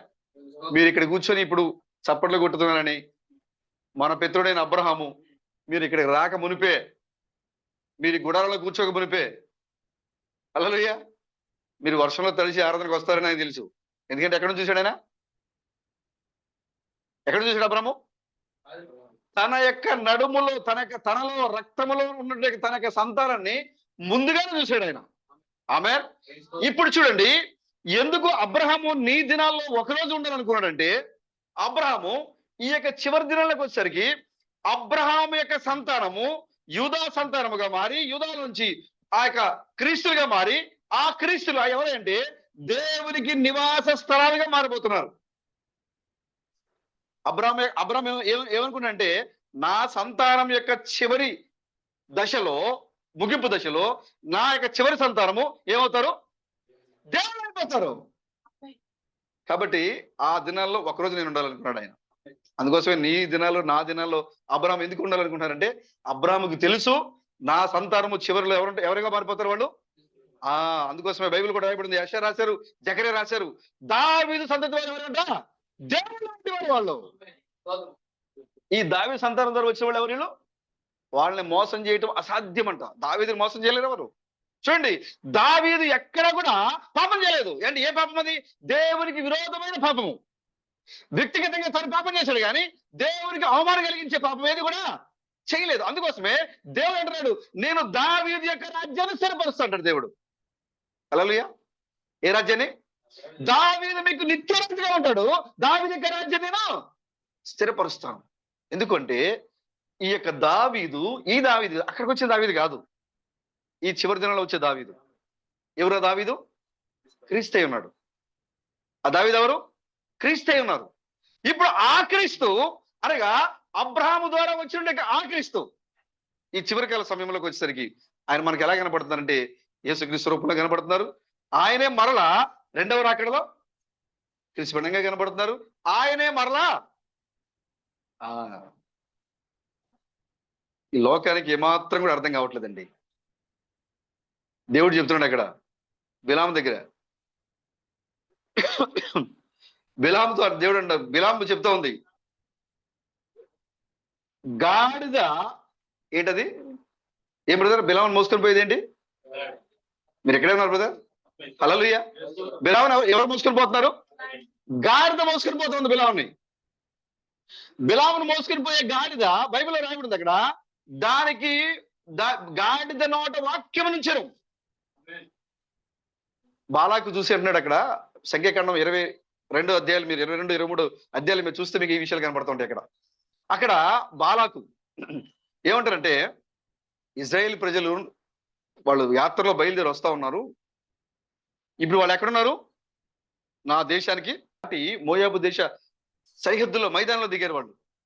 అప్పుడు బాలాకు భయపడి ఏమంటాడంటే, ఆ యొక్క మిద్యాని పెద్దలతో, మోయాబు పెద్దలతో బాలాకు అంటున్నాడు, ఏమంటాడు తెలుసు అక్కడ, ఇజ్రాయేల్ ప్రజలు బయలుదేరి ఎక్కడికి వచ్చారంట? మోయాబు మైదానానికి వచ్చారు. మోయాబు మైదానంలో ఉన్నారు వాళ్ళు. ఈ మోయాబు మైదానంలో ఉన్నటువంటి ఇజ్రాయేలీలు ఎలాంటి వారంటే, ఎద్దు పచ్చిక బీడి మీద పడినప్పుడు ఎలాగైతే మొత్తాన్ని, చూడండి ఒకసారి సంఖ్యాకాండం చూడండి సంఖ్యాకాండం 130, పేజ్ నెంబర్ 130, 22. తరువాత ఇజ్రాయేలీలు సాగి యెరికోకు ఎదురుగా యొర్దాను తీరమున ఉన్న మోయాబు మైదానములలో దిగిరి. ఎక్కడ దిగారు వీళ్ళు? యెరికో సమీపంలో ఉన్న మోయాబు మైదానములో దిగారు వీళ్ళు. అక్కడ సిప్పోరు కుమారుడైన బాలాకు ఇజ్రాయేలీలు అమోరీలకు చేసినది అంతయు చూచెను. జనము విస్తారముగా ఉన్నందున మోయాబీలు వారిని చూచి మిక్కిలి భయపడిరి. మోయాబీలు ఇజ్రాయేళ్లకు జంకిరి. దేనికి బ్రదర్? వాళ్ళని చూసి భయపడ్డారంట, ఇజ్రాయేల్ చూసి జంకారంట. వామ్మో, ఎంతమంది ఉన్నారంటే వీళ్ళు. ఏంటి బ్రహ్మను ఆరాధించే సంఖ్య ఎంత ఉందా? తక్కువ సంఖ్య అనుకున్నారు వీళ్ళు. భయపడిపోయారంట మోయాబీలు. మోయాబు రాజు బాలాకు భయపడ్డాడు, జంకారు. చూడండి అక్కడ చూడండి ఒకసారి ఏమంటాడు, మిక్కిలి భయపడిరి మోయాబీలు ఇజ్రాయేలుకు జంకిరి. మోయాబీలను మిద్యాను పెద్దలతో ఏమన్నాడు చూడండి, బాలాకు అన్నాడు చూడండి, ఎద్దు బీటి పచ్చికను నాకి వేయినట్లు ఈ జన సమూహము మన చుట్టూ ఉన్నది. ఏం చేస్తారండి వీళ్ళు? ఎద్దు ఎలాగైతే పచ్చగా ఉన్న బీటిని, పచ్చగా బయలు అంటారు కదా, గడ్డి లేకుండా ఎలాగైతే నాకేస్తుందో, తినేస్తుందో, మేసేస్తుందో, అలా మేయడానికి, ఎలా మన దేశాన్ని నాకేయడానికి వీళ్ళు ఎక్కడున్నారు? సిద్ధంగా మన చుట్టూ రెడీగా ఉన్నారు వీళ్ళు. కాబట్టి ఏం చేయాలి ఇప్పుడు? ఆపాలంటే ఏం చేయాలి? యెహోవా ప్రజల్ని ఆపడం ఈ లోకంలో ఎవరికైనా సాధ్యమా? నిన్ను ఎవరు అడ్డుకోలేరు. అందుకోసం నీ ముందు ఏది నిలబడని చెప్తుంది వాక్యము. కాబట్టి యెహోవా ప్రవక్తే కావాలి ఇప్పుడు ఆయనకి. యెహోవా ప్రజలను ఆపడానికి ఎవరు కావాలి? యెహోవా ప్రవక్త కావాలి. బిలాము అప్పటికి చాలా భయభక్తులతో ఉన్నాడు. బాలాకు పంపించే ఆస్తిని చూసి, బంగారం చూసి, బహుమతులు చూసి ఏమన్నాడు తెలుసా? అయ్యా నాకు అనుకూలంగా నువ్వు ఒక కార్యం పనిచేసి పెట్టవంటే నీ ఇంటంత బంగారం ఇచ్చినా నేను చేయనయ్యా, యెహోవా ఏం చెప్తే అది చేస్తాను. చూడండి, అది కూడా ఉంది, చూడండి ఒకసారి. బిలాము బాలాకు వచ్చి బిలాముని అడుగుతూ ఉన్నాడు. అది మన సోదరుడు చెప్పిన ఆ రిఫరెన్స్ లో అక్కడ జరుగుతుంది. వాళ్ళిద్దరి మధ్య జరిగే సంభాషణ అది. అయ్యా ఇలా రా, వాళ్ళని శపించు, నా నిమిత్తము ఈ జనమును శపించు, వాళ్ళు నాకంటే బలవంతులు, వారిని హతము చేయుటకు నేను బలమందునేమో, ఒకవేళ నువ్వు శపిస్తా ఉంటే నాకు బలం వచ్చి వాళ్ళని బలహీనపడి చంపేస్తానేమో, లేదా బలమే జయం పొందుతానేమో, కాబట్టి నువ్వు శపించు, నువ్వు దీవించవాడు దీవించబడును, నువ్వు శపించవాడు శపించబడును అని బాలాకు బిలాముతో మాట్లాడుతున్నాడు. మాట్లాడిన తర్వాత చూడండి, అదంతా చెప్పుకుంటూ వాళ్ళు వస్తున్నారు. అక్కడ వాళ్ళు 11వ వచనం చూడండి. చిత్తగించము, ఒక జనము ఐగుప్తు నుండి బయలుదేరి వచ్చాను, వారు ఎలా ఉన్నారంట, వాళ్ళు మామూలుగా లేరంట, వాళ్ళు భూతలమును కప్పుచున్నారంట వాళ్ళు. హల్లెలూయా. అంటే వాళ్ళని చూస్తే శత్రువులకి భయం పడతారు. ఎందుకంటే వాళ్ళ యొక్క నాయకుడు ఎవరు? మోషే. ఆ నాయకత్వంలో వాళ్ళు నడుస్తుంటే మిగతా శత్రు రాజులందరికీ భయమే. ఆ యొక్క మోయాబు రాజు కూడా జంకాడు, భయపడ్డాడు. దేనితో పోలుస్తాడంటే, గడ్డి పచ్చిక బేళ్లను నాకి వేయినట్లుగా నాకి వేయడానికి, నా దేశాన్ని, నా ఆర్థిక వ్యవస్థని పాడు చేయడానికి వాళ్ళు రెడీగా ఉన్నారు చుట్టూ కాసుకొని. కాబట్టి ప్రవక్తగా ఉన్నటువంటి బలాంతో నువ్వు ఎవరిని దీవిస్తావో వాళ్ళు దీవించబడతారు, నువ్వు ఎవరు శపిస్తావో వారు శపించబడతారు అని చెప్తూ ఉంటే చూడండి, బిలాము ఎంత వాక్యంతో నిలబడున్నాడు. కానీ చూడండి, పడిపోయి చివరికి 18వ వచనం చూడండి, 16 వచనం చూడండి. వారు బిలాము వద్దకు వచ్చి అతనితో, నీవు దయచేసి నా యొద్దకు వచ్చుటకు ఏమీ అడ్డము చెప్పకము, నేను నీకు బహుఘనత కలుగు చేసేదను, నా రాజ్యంలో నీకు మంచి ఘనత కలగజేస్తాను, నేను మంచి స్థానం ఇస్తాను, నేను ఉన్నతమైన స్థానంలో కూర్చోబెడతాను రాయబడింది ఇంకో చోట. కలగజేసేదను, నీవు నాతో ఏమి చెప్పుదువో అది చేసేదను, కనుక నీవు దయచేసి వచ్చి నా నిమిత్తము ఈ జనమును శపించుమని సిప్పోరు కుమారుడైన బాలాకు చెప్పినది. అందుకు బిలాము, బాలాకు తన ఇంటెడు వెండి బంగారములను నాకిచ్చినను, కొద్ది పని అయినను గొప్ప పని అయినను చేయనట్లు నేను నా దేవుడైన యెహోవా నోటి మాట మీరలేను. బాగా నిలబడాడు కదా. ఇంతంత బంగారం వెండి ఇచ్చినా కూడా నేనైతే యెహోవా మాట తప్ప వేరే చెప్పనన్నాడు. చివరికి ఏమైపోయాడు? పడిపోయాడు. ఖడ్గము చేత యెహోవా అతను చంపించాడు. చివరికి ఎందుకు చంపించాడు తెలుసా? దేవుడు ఒక అన్య వ్యక్తి అయి ఉండి ఆ రోజుల్లో దేవుడు అన్యులతో మాట్లాడలేదు. ఆ యొక్క మోషే ద్వారా దేవుడు తన ప్రజలు నడిపిస్తూ ఉంటే యెహోవా వాక్కు బిలాముతో కూడా మాట్లాడుతుంది. యెహోవా వాక్కుకి లోబడాలి ప్రవక్త. కానీ భయపడ్డాడు. వెండి బంగారాలకి ముందుగా ఆశించలేదు. ఇంటంతా ఇచ్చినా సరే ఆయన చెప్పిందే చేస్తాను, నేను వేరేది నేను చేయను అన్నాడు. కానీ చివరికి వచ్చేసరికి ఏమైందంటే 2-3 సార్లుగా మూడు సార్లుగా 7 బలులు అర్పించాడు. ఇది గొప్ప గొప్ప సందేశం బ్రదర్. మనం ఒకరోజు మాట్లాడదాం. 3 ప్రాంతాల్లో 3 చోట్ల బిలాము 3 చోట్ల 7 బలులు చొప్పున అర్పించుకుంటూ వచ్చాడు ముమ్మారు. అక్కడికి వెళ్ళి ప్రార్థన చేయాలి. ఇప్పుడు ప్రభువు నాకేమైనా సమాధానం ఇస్తారేమో అక్కడికి వెళ్ళి మళ్ళీ అడుగుతున్నాడు. ప్రభు చెప్తున్నారు, వెళ్ళు నువ్వు అక్కడికి వెళ్ళు. కానీ బిలాము అక్కడికి వెళ్ళి నోరు తెరిచిన తర్వాత ఏమొస్తున్నాయి నోట్లోంచి? ఆశీర్వాదాలే కానీ శాపాలు మాత్రం రావట్లా. ఇప్పుడు బాలకేమన్నా తెలుసా? 3వసారి అసలు నువ్వు దీవించవద్దు, శపించొద్దయ్యా. అసలు నువ్వు దీవించవద్దు, శపించవద్దు, నువ్వు రెండిట్లు ఏది చేయొద్దు. ఇక్కడ చెల్లిపోను, ఇక్కడ అర్జెంటుగా నువ్వు దీవించమంటే శపించమంటే నువ్వేం చేస్తున్నావు? అసలు నువ్వు దీవించవద్దు, శపించవద్దు. తర్వాత మీరు చదవండి, దాంట్లో మీకు విషయాలు ఉంటాయి. శపించవద్దు, నువ్వు ఇక్కడ చెల్లిపో. ఇప్పుడు ఆయన వెళ్ళిపోయే సమయంలో అతని యొక్క వాహనం ఏంటి అంటే గాడిద. ఆ గాడిద మీద కూర్చొని వెళ్తున్నాడు ఆయన. ఆ గాడిద మీద కూర్చొని ఆయన ప్రయాణం చేస్తున్నాడు. ఆయన ప్రయాణం చేస్తా ఉంటే ఎదురుగా ఒక యెహోవా దూత ఖడ్గము వరదీసి నిలబడి ఉంది. అక్కడ వరలోంచి ఖడ్గాన్ని లాగి ఎదురుగా నిలబడి ఉంది. అక్కడ నిలబడిన ఆ యొక్క యెహోవా దూతను చూచి ఈ గాడిద పొలాల్లోకి పరిగెట్టింది. అటు దారి లేదు, ఇటు పరిగెట్టింది, ఇటు దారి లేదు. మొత్తము ఎటువైపు కూడా వెళ్లకుండా యెహోవా దూత ఏం చేసిందంట? మార్గాన్ని బంధించేసింది. అది అటు ఇటు పరిగెడతా ఉంటే దాని మీద కూర్చున్న బిలాము ఆ గాడిద ఏం చేస్తున్నాడు? కొడుతున్నాడు ఆయన. అటు పరిగెట్టింది ఒకసారి కొట్టాడు. ఎన్నిసార్లు కొట్టాడు తెలుసా? ఎన్నిసార్లు కొట్టాడు బ్రదర్? ముమ్మారు కొట్టాడు బ్రదర్. ఏ బ్రదర్? ముమ్మారు కొట్టాడు. దేవుడు ఏ పనిలో చేసినా కూడా, దేవుడు ఏ కార్యం చేసినా కూడా అందులో నువ్వు పట్టుకోవాల్సిన వాక్యము లేదా నువ్వు గ్రహించాల్సిన విషయము చాలా ఉంది బ్రదర్. ప్రభుకి స్తోత్రం కలుగుగాక. గాడిదకి ఆయన ముమ్మారు కొట్టాడు. ఆయన ముమ్మారు కొట్టిన తర్వాత దేవుడు యెహోవా వాక్కు ఎవరి నోట్లో వచ్చాడంట? ఆయన గాడిద నోట్లో ఉందంట. చూడండి బ్రదర్.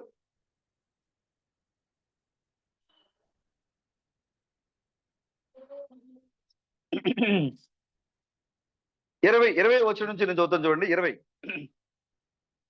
ఆ రాత్రి దేవుడు బిలామునొద్దకు వచ్చి, ఆ మనుష్యుడు నిన్ను పిలువనొచ్చిన యెడల నీవు లేచి వారితో వెళ్ళుము. అయితే నేను నీతో చెప్పిన మాట చొప్పునే నీవు చేయవలని అతను సెలవిచ్చాను. ఉదయము బిలాము లేచి తన గాడిదకు గంతగట్టి మోయాబు అధికారులతో కూడా వెళ్ళెను. అతడు వెళ్ళుచుండగా దేవుని కోపము రగిలికొనెను. యెహోవా దూత అతనికి విరోధి అయి త్రోవలో నిలిచెను. అతడు తన గాడిదనెక్కి పోవుచుండగా అతని పనివారు ఇద్దరు అతనితో కూడా ఉండి, యెహోవా దూత ఖడ్గము దూసి చేత పట్టుకొని త్రోవలో నిలిచియుండుట ఆ గాడిద చూచెను గనుక అది త్రోవను విడిచి పొలంలోనికి పోయాను. బిలాము గాడిదను దారిలోనికి మలుపవలనని దాన్ని కొట్టగా యెహోవా దూత ఇరు ప్రక్కలను గోడలు గల ద్రాక్ష తోటల సందులో నిలిచెను. గాడిద యెహోవా దూతను చూచి గోడ మీద పడి బిలాము కాలును గోడ కదిమేను కనుక అతడు దాన్ని మరలా కొట్టెను. యెహోవా దూత ముందు వెళ్ళుచు కుడికైనను ఎడమకైనను తిరుగుటకు దారి లేని ఇరుకు చోటును నిలవగా గాడిద యెహోవా దూతను చూచి బిలాముతో కూడా క్రింద కూలబడెను కనుక బిలాము కోపపడి తన చేతి కర్రతో గాడిదను కొట్టెను. అప్పుడు యెహోవా ఆ గాడిదకు ఏమిచ్చాడు? మాట్లాడే వాక్యం ఇచ్చాడు. మాట్లాడనోరు ఇచ్చాడు. గాడిద ఏం చేస్తుంది? ఇప్పుడు మాట్లాడుతుంది. వాక్కు బోధిస్తుంది. బిలాముకి వాక్యం చెప్తా ఉంది. బిలాము చూడలేకపోయాడు. ఎదురుగా ఎవరు నిలబడ్డారు? అక్కడ సంహారపు దూత ఖడ్గను దూసి ఎదురుగా నిలబడ్డాడు. 3 సార్లు తప్పించుకునే ప్రయత్నం చేశాడు. 3 మార్గాల్లో కూడా దూత వచ్చి అడ్డుగా నిలబడింది. ఇక ఎటు వెళ్ళడానికి మార్గం లేదు. తన మీద కూర్చున్న బిలాము తను కొడతా ఉన్నాడు. కాబట్టి గాడిద ఏం చేసిందంటే ఆ గోడకి బిలాము యొక్క కాలుని పెట్టి ఏం చేసిందంట? అదిం పెట్టింది. ఇంకా నొప్పి వచ్చింది బిలాముకి. అప్పుడు దేవుడు గాడిదకి ఏం చేశారు? వాక్కునిచ్చాడు. చూడండి ఏముంది అక్కడ. 26 28 ఓకే. కోపము మండి తన చేతి కర్రతో గాడిదని కొట్టాను. అప్పుడు యెహోవా ఆ గాడిదకు వాక్కునిచ్చాను కనుక అది, నీవు నన్ను ముమ్మారు కొట్టితివి, నిన్నేమి చేసిందని బిలాముతో. 3 సార్లు కొట్టావు బిలాము. నన్ను ఎన్నిసార్లు కొట్టావు? 3 సార్లు కొట్టావు. నేను ఏం చేశా? ఎవరు మాట్లాడుతున్నారు? గాడిద. ఎవరు ఇచ్చారు దానికి నోరు? దేవుడు. ఎవరిని మోసుకుని పోతుంది గాడిద? ప్రవక్త మోసుకుని పోతా ఉంది. ముమ్మారు ఆయన బలర్పించాడు యెహోవా యొక్క వాక్కు కొరకు. చూడండి, యెహోవా వాక్కు రావాలని, తనకు అనుకూలంగా రావాలని 1కి 3 సార్లుగా ముమ్మారు 7 బలులు అర్పించి 3 స్థలాల్లో 3 ప్రాంతాల్లో 7 బలులు అర్పించి బిలాము తనకి అనుకూలంగా యెహోవాకు రావాలని చూశాడు ఆయన. కానీ యెహోవా వాక్కు ఎవరికి వచ్చింది? బిలాము దగ్గర లేదు. బిలాము మాట్లాడట్లేదు, గాడిద మాట్లాడుతుంది. ప్రభుకి స్తోత్రం కలుగాక. ఏంటి బిలాము, నేను ఏం చేశాను? నన్ను 3 సార్లు కొట్టావు. నన్ను 3 సార్లు కొట్టావు. ఎందుకు కొట్టావు? ఎందుకు కొట్టారు బ్రదర్? 3 సార్లు ఎందుకు కొడతారు బ్రదర్? ఈ లోకము క్రీస్తు 2 సార్లు కొట్టింది, 3 సార్లు కొడతా ఉంది. వాక్యము ఎక్కడుంది? గాడిద నోట్లో వాక్యం ఉంది. ఎవరిచ్చారు దానికి వాక్కు? మనుషులు కాదు ఇచ్చింది. ప్రవక్త నోట్లోంచి రావాల్సిన వాక్యము ఎక్కడి నుంచి వస్తుంది? బుద్ధి కలగడానికి దేవుడు ఆల్రెడీ దేవుడు చెప్పాడు వెళ్ళొద్దని, కానీ బిలాము వెళ్ళాడు. బుద్ధి కలగడానికి దేవుడు గాడిదకి వాక్కునిచ్చాడు. నేను ఎందుకు చేశాను? 3 సార్లు నన్ను ఎందుకు కొట్టావు? ఎందుకు నన్ను అవమానిస్తున్నావు? ఎందుకు నన్ను తిట్టావు? ఎందుకు నన్ను కొడుతున్నావు? నేను నీకు ఎప్పుడైనా అడ్డు చెప్పానా? నీకు వెళ్ళమన్న ప్రాంతానికి నేను ఎప్పుడు వెళ్ళలేదా? అడుగుతూ ఉంది గాడిద. ఎవరిని? ప్రవక్త అడుగుతూ ఉంది. చూడండి ఒకసారి ఇక్కడ. అప్పుడు యెహోవా ఆ గాడిదకు వాక్కునిచ్చాను కనుక, అది నీవు నన్ను ముమ్మారు కొట్టుతివి, నేను నేనేమి చేసి బిలామును అడగగా, బిలాము నీవు నా మీద తిరుగబడితివి, నా చేత ఖడ్గమున్న ఎడల నిన్ను చంపివేదునని గాడితో అన్నాడు. ఏంటి నాతో మాట్లాడుతున్నావు నువ్వు మళ్ళీ? ఏంటి నాతో మాట్లాడుతున్నావు మళ్ళీ? వాదన చేస్తున్నావు ఏంటి? నువ్వు నా మీద ఏం చేశావు? తిరగబడ్డావు, తిరుగుబాటు చేశావు. నేను చెప్పినకెళ్ళి వెళ్ళలేదు నువ్వు. నీకు అనుకూలమైన దీవెనలు రావాలి. అనుకూలమైన నీవు ప్రార్థన చేస్తే నీ ముందే మెంటల్ గా ఫిక్స్ అయిపోతావు. నువ్వు నీకు కావాల్సింది అంటే నువ్వు ముందుగా ప్రభు నీ చిత్తం అని అనడానికి బదులుగా ఏం చేస్తావు? నువ్వు నాకు ఏది కావాలో అది ముందే మెంటల్ గా నువ్వు ఫిక్స్ అయిపోయి మెంటల్ లో ప్రిపేర్ చేసుకుని అక్కడికి వెళ్ళి కూర్చొని ఏదైనా సరే ప్రభు నాకు చేసే ప్రభు, నాకు ఇది కావాలి చేసే ప్రభు అంటావు. బిలాము అదే చేశాడు అక్కడ. ఇందుకోసమే దేవుడు గాడిదకి నోరు ఇవ్వాల్సి వచ్చింది. బిలాము అంటున్నాడు, నువ్వు నా మీద తిరుగుబాటు చేసావు, కత్తి నా చేతిలో ఉంటే నిన్ను నరికేవాడినే. యెహోవాతో మాట్లాడుతున్నా ఇక్కడ. నువ్వు దాన్ని నరకడం కాదు, గాడిదని బట్టే నువ్వు తప్పించుకున్నావు. గాడిదని బట్టే నువ్వు తప్పించుకున్నావు. బిలాము యెహోవాతో చెప్తుంది, నిన్నెప్పుడో కత్తి నరకాల్సింది. ఎవరిని బట్టి తప్పించుకున్నావు? గాడిదని పెడతాడు. చూడండి ఎక్కడ రాజబెట్టిన చూడండి. నా చేత ఖడ్గముని ఎడల నిన్ను చంపి ఉందని గాడిదను. అందుకు గాడిద, నేను నీ దాణ మొదలుకొని నేటి వరకు నీవు ఎక్కుచూ వచ్చిన నీ గాడిదను కానా? నేను ఎప్పుడైనా నీకు ఇట్లు చేయుట కద్దా అని బిలాముతో అనగా, అతడు లేదు నేను. అంతలో యెహోవా బిలాము కన్నులు తెరిచెను గనుక. ప్రభుకి స్తోత్రం కలగాక. ఎవరు మాట్లాడుతున్నారు బ్రదర్? గాడిద మాట్లాడుతూ ఉంది. యెహోవా దేవుడు గాడిదకి వాక్కునిచ్చాడు, గాడిద మాట్లాడుతూ ఉంది. అప్పటి వరకు బిలాము యొక్క కళ్ళు మూసుకుపోయి ఉన్నాయి. ఎప్పుడైతే దేవుడు బిలాము యొక్క కళ్ళు తెరిచాడో ఎదురుగా ఎవరు కనపడతారు? గాడిద కాదు, ఇప్పుడు ఎవరు కనపడుతున్నారు? సంహారం కనపడుతుంది అక్కడ. ఆ ఖడ్గంతో నిలబడిన ఒక దూత ఎదురుగా కనపడింది బిలాముకి. ఆ దూత ఏమంటుంది చూడండి అక్కడ. అంతలో యెహోవా బిలాము కన్నులు తెరిచెను గనుక దూసిన ఖడ్గము చేత పట్టుకొని త్రోవలో నిలిచి ఉన్న యెహోవా దూతను అతడు చూచి తల వంచి సాష్టాంగ నమస్కారము చేయగా, యెహోవా దూత ఈ ఎదుట 32 యెహోవా దూత ఈ ముమ్మారు నీ గాడిదను నీవేలా కొట్టితివి. గాడిద అడిగింది, దూత కూడా అడుగుతుంది. ఎందుకు కొట్టావు నువ్వు 3 సార్లు? ఎందుకు కొట్టావు 3 సార్లు బ్రదర్? ఎందుకు కొట్టాను 3 సార్లు? నీకు దాసి లేనిదని మొదలుకొని, నీ దాన్ని ఏదైనా మొదలుకొని నేను నీకు చేయాల్సింది చేయలేదా? చేశాను కదా. మరి ఏ విషయంలో తప్పు పోసి నన్ను కొట్టావు? నీకు ఎదురుగా ప్రమాదం ఉందని నేను ఆపు చేస్తే నువ్వు నన్ను కొట్టావా? నీకు ఎదురుగా మరణం ఉందని ఆపు చేస్తే నువ్వు నన్ను కొట్టావా?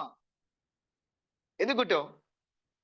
గాడిద అడిగింది, యెహోవా దూత కూడా అడుగుతుంది, ఎందుకు కొట్టావు ముమ్మారు? చూడండి బిలాము 32 కదా.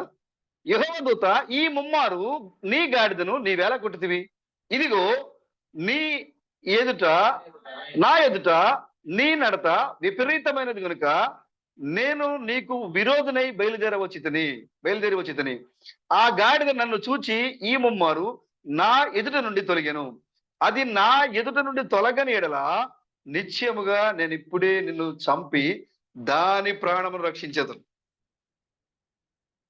అది నేను ఎదురుగా నిలబడ్డాను కాబట్టి నిన్ను కాపాడటం కోసం అదేం చేసింది? అటు ఇటు తిరుగుతూ ఉంది అక్కడ నిన్ను కాపాడడానికి. అది ఒకవేళ అది అటు ఇటు తిరగకుండా నా ఎదురుగా వచ్చి నిలబడినట్లయితే నేనేం చేసేవాడిని? నిన్ను చంపేసి దాన్ని రక్షించేవాడిని. బిలాము, నీకు ఎప్పుడు మరణశిక్ష వచ్చేదే. నేను గాడిదని రక్షించేవాడిని, నేను చంపేవాడిని. నిన్ను కాపాడడం కోసం అదేం చేసింది? నా ఎదుటికి రాకుండా అటు ఇటు తిరుగుతూ ఉంది. కానీ నువ్వేం చేసావు? ముమ్మారు కొట్టావు.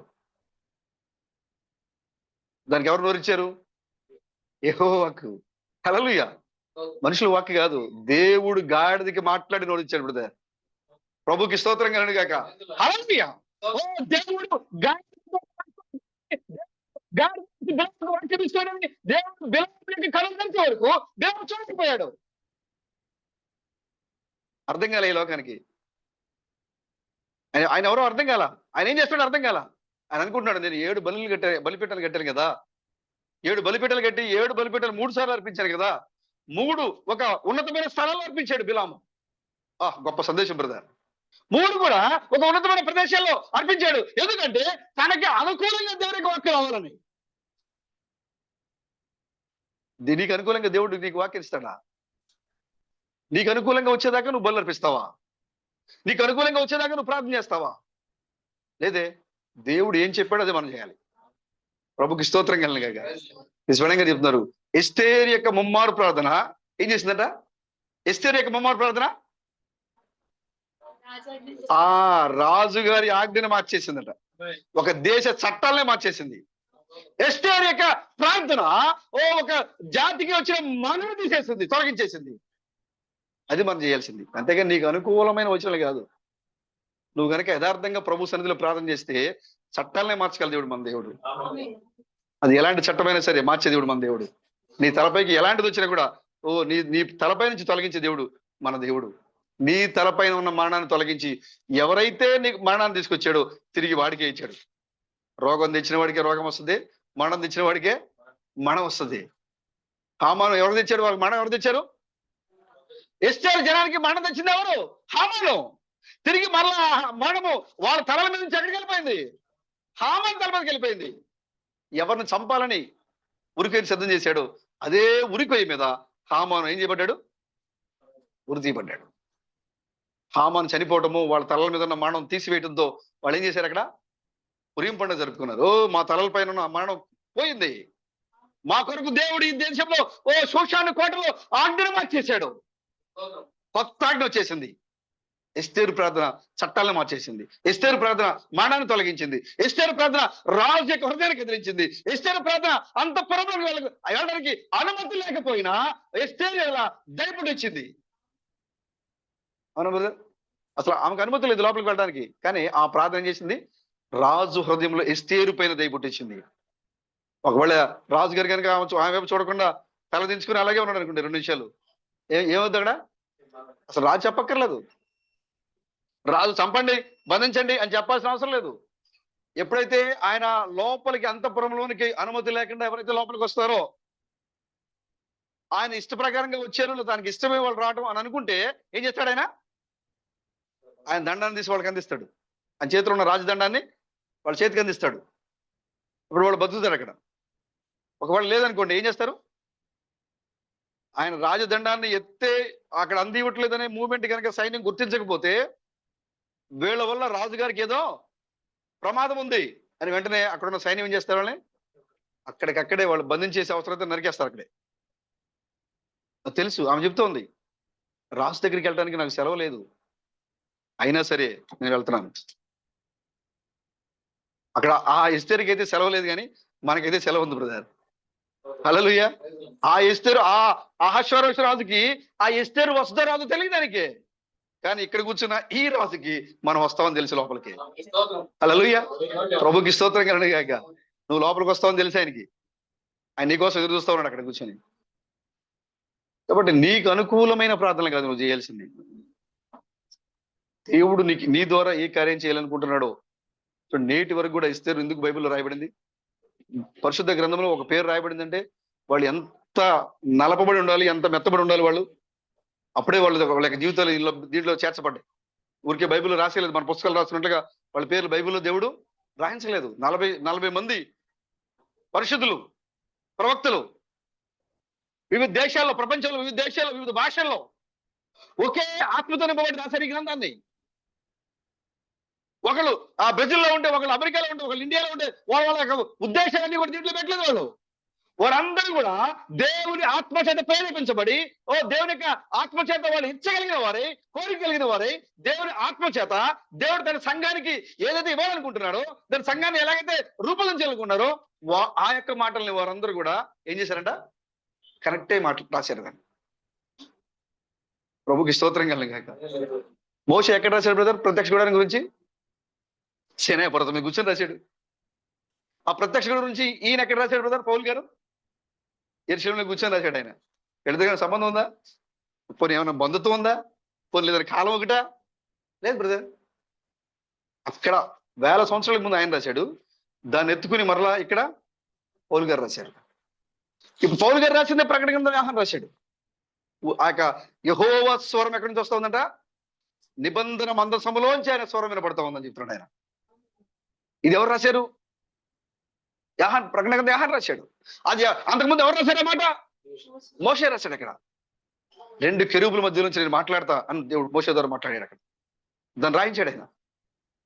ఊరికే పరిశుద్ధ గ్రంథంలో వారి పేర్లు ఊరికే చేర్చబడలేదు. వాళ్ళు ఎంతో దేవుని కొరకు ఎంతో త్యాగం చేసి కష్టం చేస్తే తప్ప ఈ గ్రంథంలో వాళ్ళ యొక్క పేర్లు రాయబడలేదు. ఒక్కసారి రాయబడినా కూడా పరిశుద్ధులే బ్రదర్ వాళ్ళు.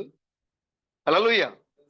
కానీ నీ పేరుతో ఒక అధ్యాయమే రాయబడుతుంది. ప్రకటన గ్రంథం 23వ అధ్యాయమే రాయబడుతుంది. హల్లెలూయా.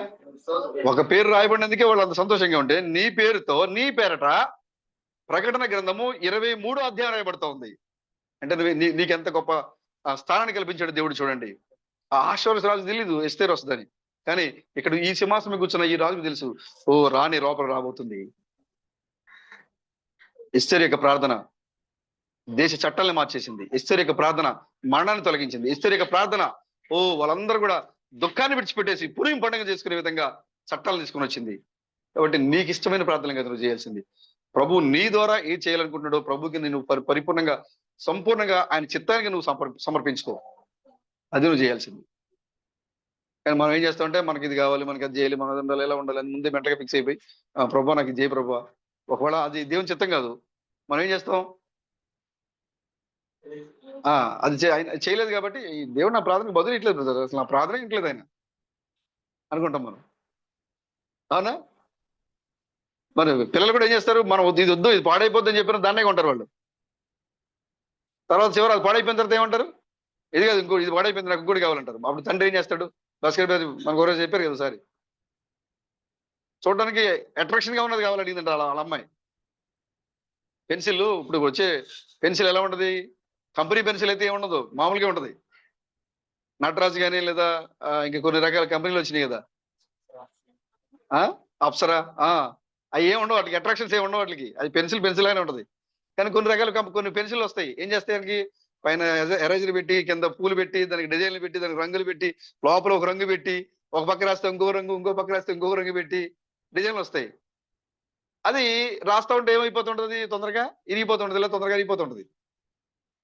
ఆ పాప అడిగిందంట దాన్ని చూసి, డాడీ నాకు ఈ పెన్సిలే కావాలందంట. బ్రదర్ చెప్పారంట, లేదమ్మా ఇది కంపెనీది కాదు, ఇది ఊరిని ఇరిగిపోద్ది, ఊడిపోతాయి ఇవన్నీ, ఇది బాగోదు, ఇది తీసుకోవాలంట ఆయన. లేదు ఇది ఇదే బాగుంది, దీనికి మంచి ఎరేజర్, దీనికి తగిలిచ్చి ఉంది, దీనికి బొమ్మ ఉంది, దీనికి రంగు ఉంది అని తీసుకుందామా. ఇంటికి వెళ్ళిన తర్వాత రాత్రి ఏమైపోతుందంట? ఇరిగిపోతుంటే, డాడీ నాకు ఇది ఇద్దు, ఇచ్చేసి ఇంకోటి తెచ్చుకుందాం బాగుందంట. నువ్వు కావాలని ఇదే తీసుకున్నావుగా. అంటే మనకి అట్రాక్షన్ కావాలి మనకి లోకంలో. ఏదైతే మనల్ని ఆకర్షిస్తూ ఉంటుందో అది కావాలి మనకి లోకంలో. దేవుడు మనకి ఏది మంచిదో ఆయన ఎరిగి ఉన్నాడు కాబట్టి దాన్ని ఇస్తాడు మనకి. ఆయన ఇచ్చేదాకా ఆయనకు అనుమతి కోసము లేదా ఆయన చిత్తం కోసం మనం ఎదురు చూడాల్సింది పోయి, మనం ముందుగానే మైండ్ లో కొన్ని రకాల అనుకుంటాం, మనం వాటికి అనుకూలంగా జరగాలి. ఒకవేళ జరగలేదు అనుకోండి, దేవుని యొక్క దూషించడం లేదా దేవుని విడిచిపెట్టేయడం ఇలాంటివి జరుగుతూ ఉంటాయి. ఈ బిలాము కూడా ఈ యొక్క మోయాబీల మీదకి వచ్చేట ఇజ్రాయేల్ని చెప్పించాలి. మోయాబు దేశంలో ఘనత కలుగుద్ది ఆయనకి. మోయాబు రాజు వచ్చాడు స్వయంగా రంగంలోకి. రాజు వచ్చి అడుగుతుంటే ఇంకెంత ఉంటుంది? ఎలా ఉంటుంది బ్రదర్? ఎవరన్నా సీఎం పిఎం వచ్చి అడిగితే, రమేష్ సోదర్ అంటే మా ఇంటికి వచ్చి పిఎం గారు వచ్చారు. ఇప్పుడు బిలాం పరిస్థితి అలాగే ఉంది. రాజుగారు నా ఇంటికి వచ్చారు కాబట్టి నేను ఏదో ఒకటి చేయాలి ఆయనకి. మోయాబు దేశంలో ఘనత కలుగుద్ది. మూడు మూడు ఉన్నతమైన ప్రదేశాల్లో 3 బలులు అర్పించాడు. ఒక్కొక్క చోట 7 బలిపీఠాలు కట్టాడు. వెళ్ళి మళ్ళీ యెహోవాను అడుగుతున్నాడు, వెళ్ళి ప్రభువా వెళ్ళమంటావా, ప్రభువా వెళ్ళమంటావా, ప్రభువా వెళ్ళమంటావా. ముమ్మారికి ఆడిని కొట్టాడు. ఇవన్నీ కూడా దేవుడు బైబిల్ ఊరినే రాయించలేడు కదా. ఈ చివరి కాల సమయంలో దేవుడు తన ప్రణాళికను మనం సులువుగా గ్రహించడానికి, అర్థం చేసుకోవడానికి ప్రతి విషయాన్ని ఈ యొక్క గ్రంథంలో పొందుపరిచి తీసుకొని వచ్చి అనేక మంది నీ చేతులకు రావడానికి దీనికోసం త్యాగాలు చేశారు. ఈ బైబిల్ నీ చేతులకు ఊరికే రాలేదు, త్యాగాలు చేస్తే తప్ప నీ చేతులకు రాలేదు. ఇది విలియం కేరీ ఏం చేశాడైనా ఇక్కడికి వచ్చి నేర్చుకుని, భాషలు నేర్చుకుని, నేను మిగతా దేశాల్లోకి వెళ్తే ఒక భాష 2 భాషలు సరిపోద్ది మిగతా దేశాల్లో, కానీ మన దేశంలోకి వస్తే ఎన్ని భాషలు రావాలో మనకే తెలీదు. అన్ని భాషల్లో కూడా నేర్చుకొని ప్రింటింగ్ మిషన్ తయారు చేసి కనిపెట్టి తయారు చేసి దాన్ని ప్రింట్ వేసి ఎంత పెద్ద పుస్తకం అయినప్పుడు అది దాన్ని మినిమైజ్ చేసి ఈ సైజ్ పట్టుకొచ్చాడు. ఎందుకంటే ఎంత పెద్ద పుస్తకం అయితే నా కుమారుడైన రమేష్ గారు మోసుకుంటూ ప్రార్థనకి వెళ్ళగలడా? దేవుడు ఎప్పుడో చూశాడు దాన్ని. ఏం చేశాడు ఆయన? మినిమైజ్ చేశాడు. ఇప్పుడున్న ఈ 20-30-50 గ్రాములు ఇది కూడా మోయకుండా చేతిలో పెట్టాడు, ఫోన్ మొబైల్లో పెట్టాడు దేవుడు. ఇప్పుడు దాన్ని తీసుకొచ్చి ఎంత మినిమైజ్ చేశాడు బ్రదర్ నీకోసం దేవుడు. కాబట్టి మనం మనకు అనుకూలమైన ప్రార్థనలు చేయటం కాదు, దేవుడు మనకి ఏదైతే చేయమని చెప్తున్నారో దానికి మనం లోబడాలి. అది ఎలాంటిదైనప్పటికీ. ప్రభుకి స్తోత్రం కలుగును గాక. కాబట్టి చూడండి ప్రియమైన సహోదరులారా, అబ్రహాం యొక్క సంతానం నుంచి ఇస్సాకు వచ్చాడు. ఇస్సాకు నుండి యాకోబు, ఏశావులు వచ్చారు. 2 జాతులు విడిపోయినాయి ఇక్కడ, ఎదోమీయులు. ఆ తర్వాత మరలేమైంది? ఇజ్రాయేల్ అయ్యారు. ఈ యొక్క 12 మంది కుమారులలోంచి దేవుడు యూదా గోత్రం నుంచి బోయోజును లేపాడు. ఆ తర్వాత యెషయను ద్వారా దావీదును లేపాడు. దావీదు నుంచి మరలా ఏముంది? వంశావళి వచ్చింది. ఎక్కడి వరకు వచ్చింది వంశావళి అంటే, ఇప్పుడు నీవు నేను దావీదు యొక్క వంశమై ఉన్నాం మనం. ఇప్పుడు మన ప్రభు ఈ యొక్క దావీదు వంశంలో మన పితరుడైన అబ్రహాము యొక్క నడుములోంచి శరీరధారిగా ఈ లోకానికి దిగి వచ్చాడు. ఆయన యోసేపు మరియుల కుమారుడు కాదు, కానీ ఆ యొక్క శరీరంలో ఆ వచ్చినట్టు ఆ యొక్క ఏదైతే సంతానం ఉందో ఆ సంతానం నుంచి వచ్చినట్టు ఆ గోత్రాన్ని దేవుడు వాడుకొని ఆ శరీరంలో పాప శరీరాకారములో దేవుడి లోకానికి వచ్చాడు. ఆయన రూపం లేని వాడైనా, పట్టుకోవడానికి వీలు లేని వాడైనా, సమీపింపరాని వెలుగులో ఉన్న దేవుడు మన దేవుడు. ఆయన మరణం లేనివాడు. ఆయన ప్రభుకి స్తోత్రం కలుగును గాక. పట్టుకోవడానికి వీల్లేని దేవుడు, చూడడానికి వీల్లేని దేవుడు, మనం తాగడానికి వీల్లేని దేవుడు, మనం పట్టుకునే విధంగా, మనం తాకే విధంగా మనలాంటి శరీరంలో ఈ లోకానికి దిగి వచ్చాడు. ఆయన యోసేపు మరియుల కుమారుడు కాదు, ఆయన ఎలోహిం అని అయినాడు. ఆయన భూమి ఆకాశాలకి సృష్టికర్త అయినాడు. ఆయన ప్రభుకి స్తోత్రం కలుగును గాక. ఇప్పుడు ఆ దేవుడు 2వ రాకడలోనే క్రీస్తు బ్రహ్మంగా ఈ లోకానికి మరలా దిగి వచ్చాడు. 1909లో జన్మించి 1965 వరకు ఈ లోకంలో ఆయన భూమి మీద నడియాడు. ఆయన చార్లెస్ బ్రహ్నం, ఎల్లా బ్రహ్నం కుమారుడు కాదైనా. ఎవరైనా ఎలోహిం. వారి ద్వారా వచ్చిన శరీరాన్ని వాడుకున్నాడు దేవుడు. మనల్ని అడుగుతూ ఉంటారు, దేవుడు పెళ్లి చేసుకుంటాడా, పిల్లలకి అంటాడా, దేవుడు భార్యలు ఉంటారా? లేదండి. దేవుడు కామ క్రోధ మద మత్సరములను జయించిన వాడే ఉండాలి. ఆయన నీలాగా నాలాగా ప్రవర్తించేవాడు దేవుడు కాదు. మరి దేవుడు ఎందుకు ఈ మానవుడు చూపించి దేవుడు అంటావు? లేదు, ఆ మానవుడు కాదు, ఆ మానవుని లోపల దేవుడు ఉన్నాడు. ప్రణామం అనే శరీరాన్ని దేవుడు వాడుకుంటున్నాడు. ఇప్పుడు మరలా ఆయనే 2వసారి పరిచర్యలో క్రీస్తు థామస్గా ఈ లోకానికి దిగి వచ్చాడు. ఆయన ముమ్మారు 3 శరీరాల్లో ఈ లోకానికి దిగి వచ్చాడు దేవుడు. ధర్మశాస్త్రాన్ని పగలగొట్టాడు, కొత్త నిబంధనని పగలగొట్టాడు, నిత్య నిబంధన తీసుకొచ్చాడు. ఇప్పుడు ఆయన హల్లెలూయా.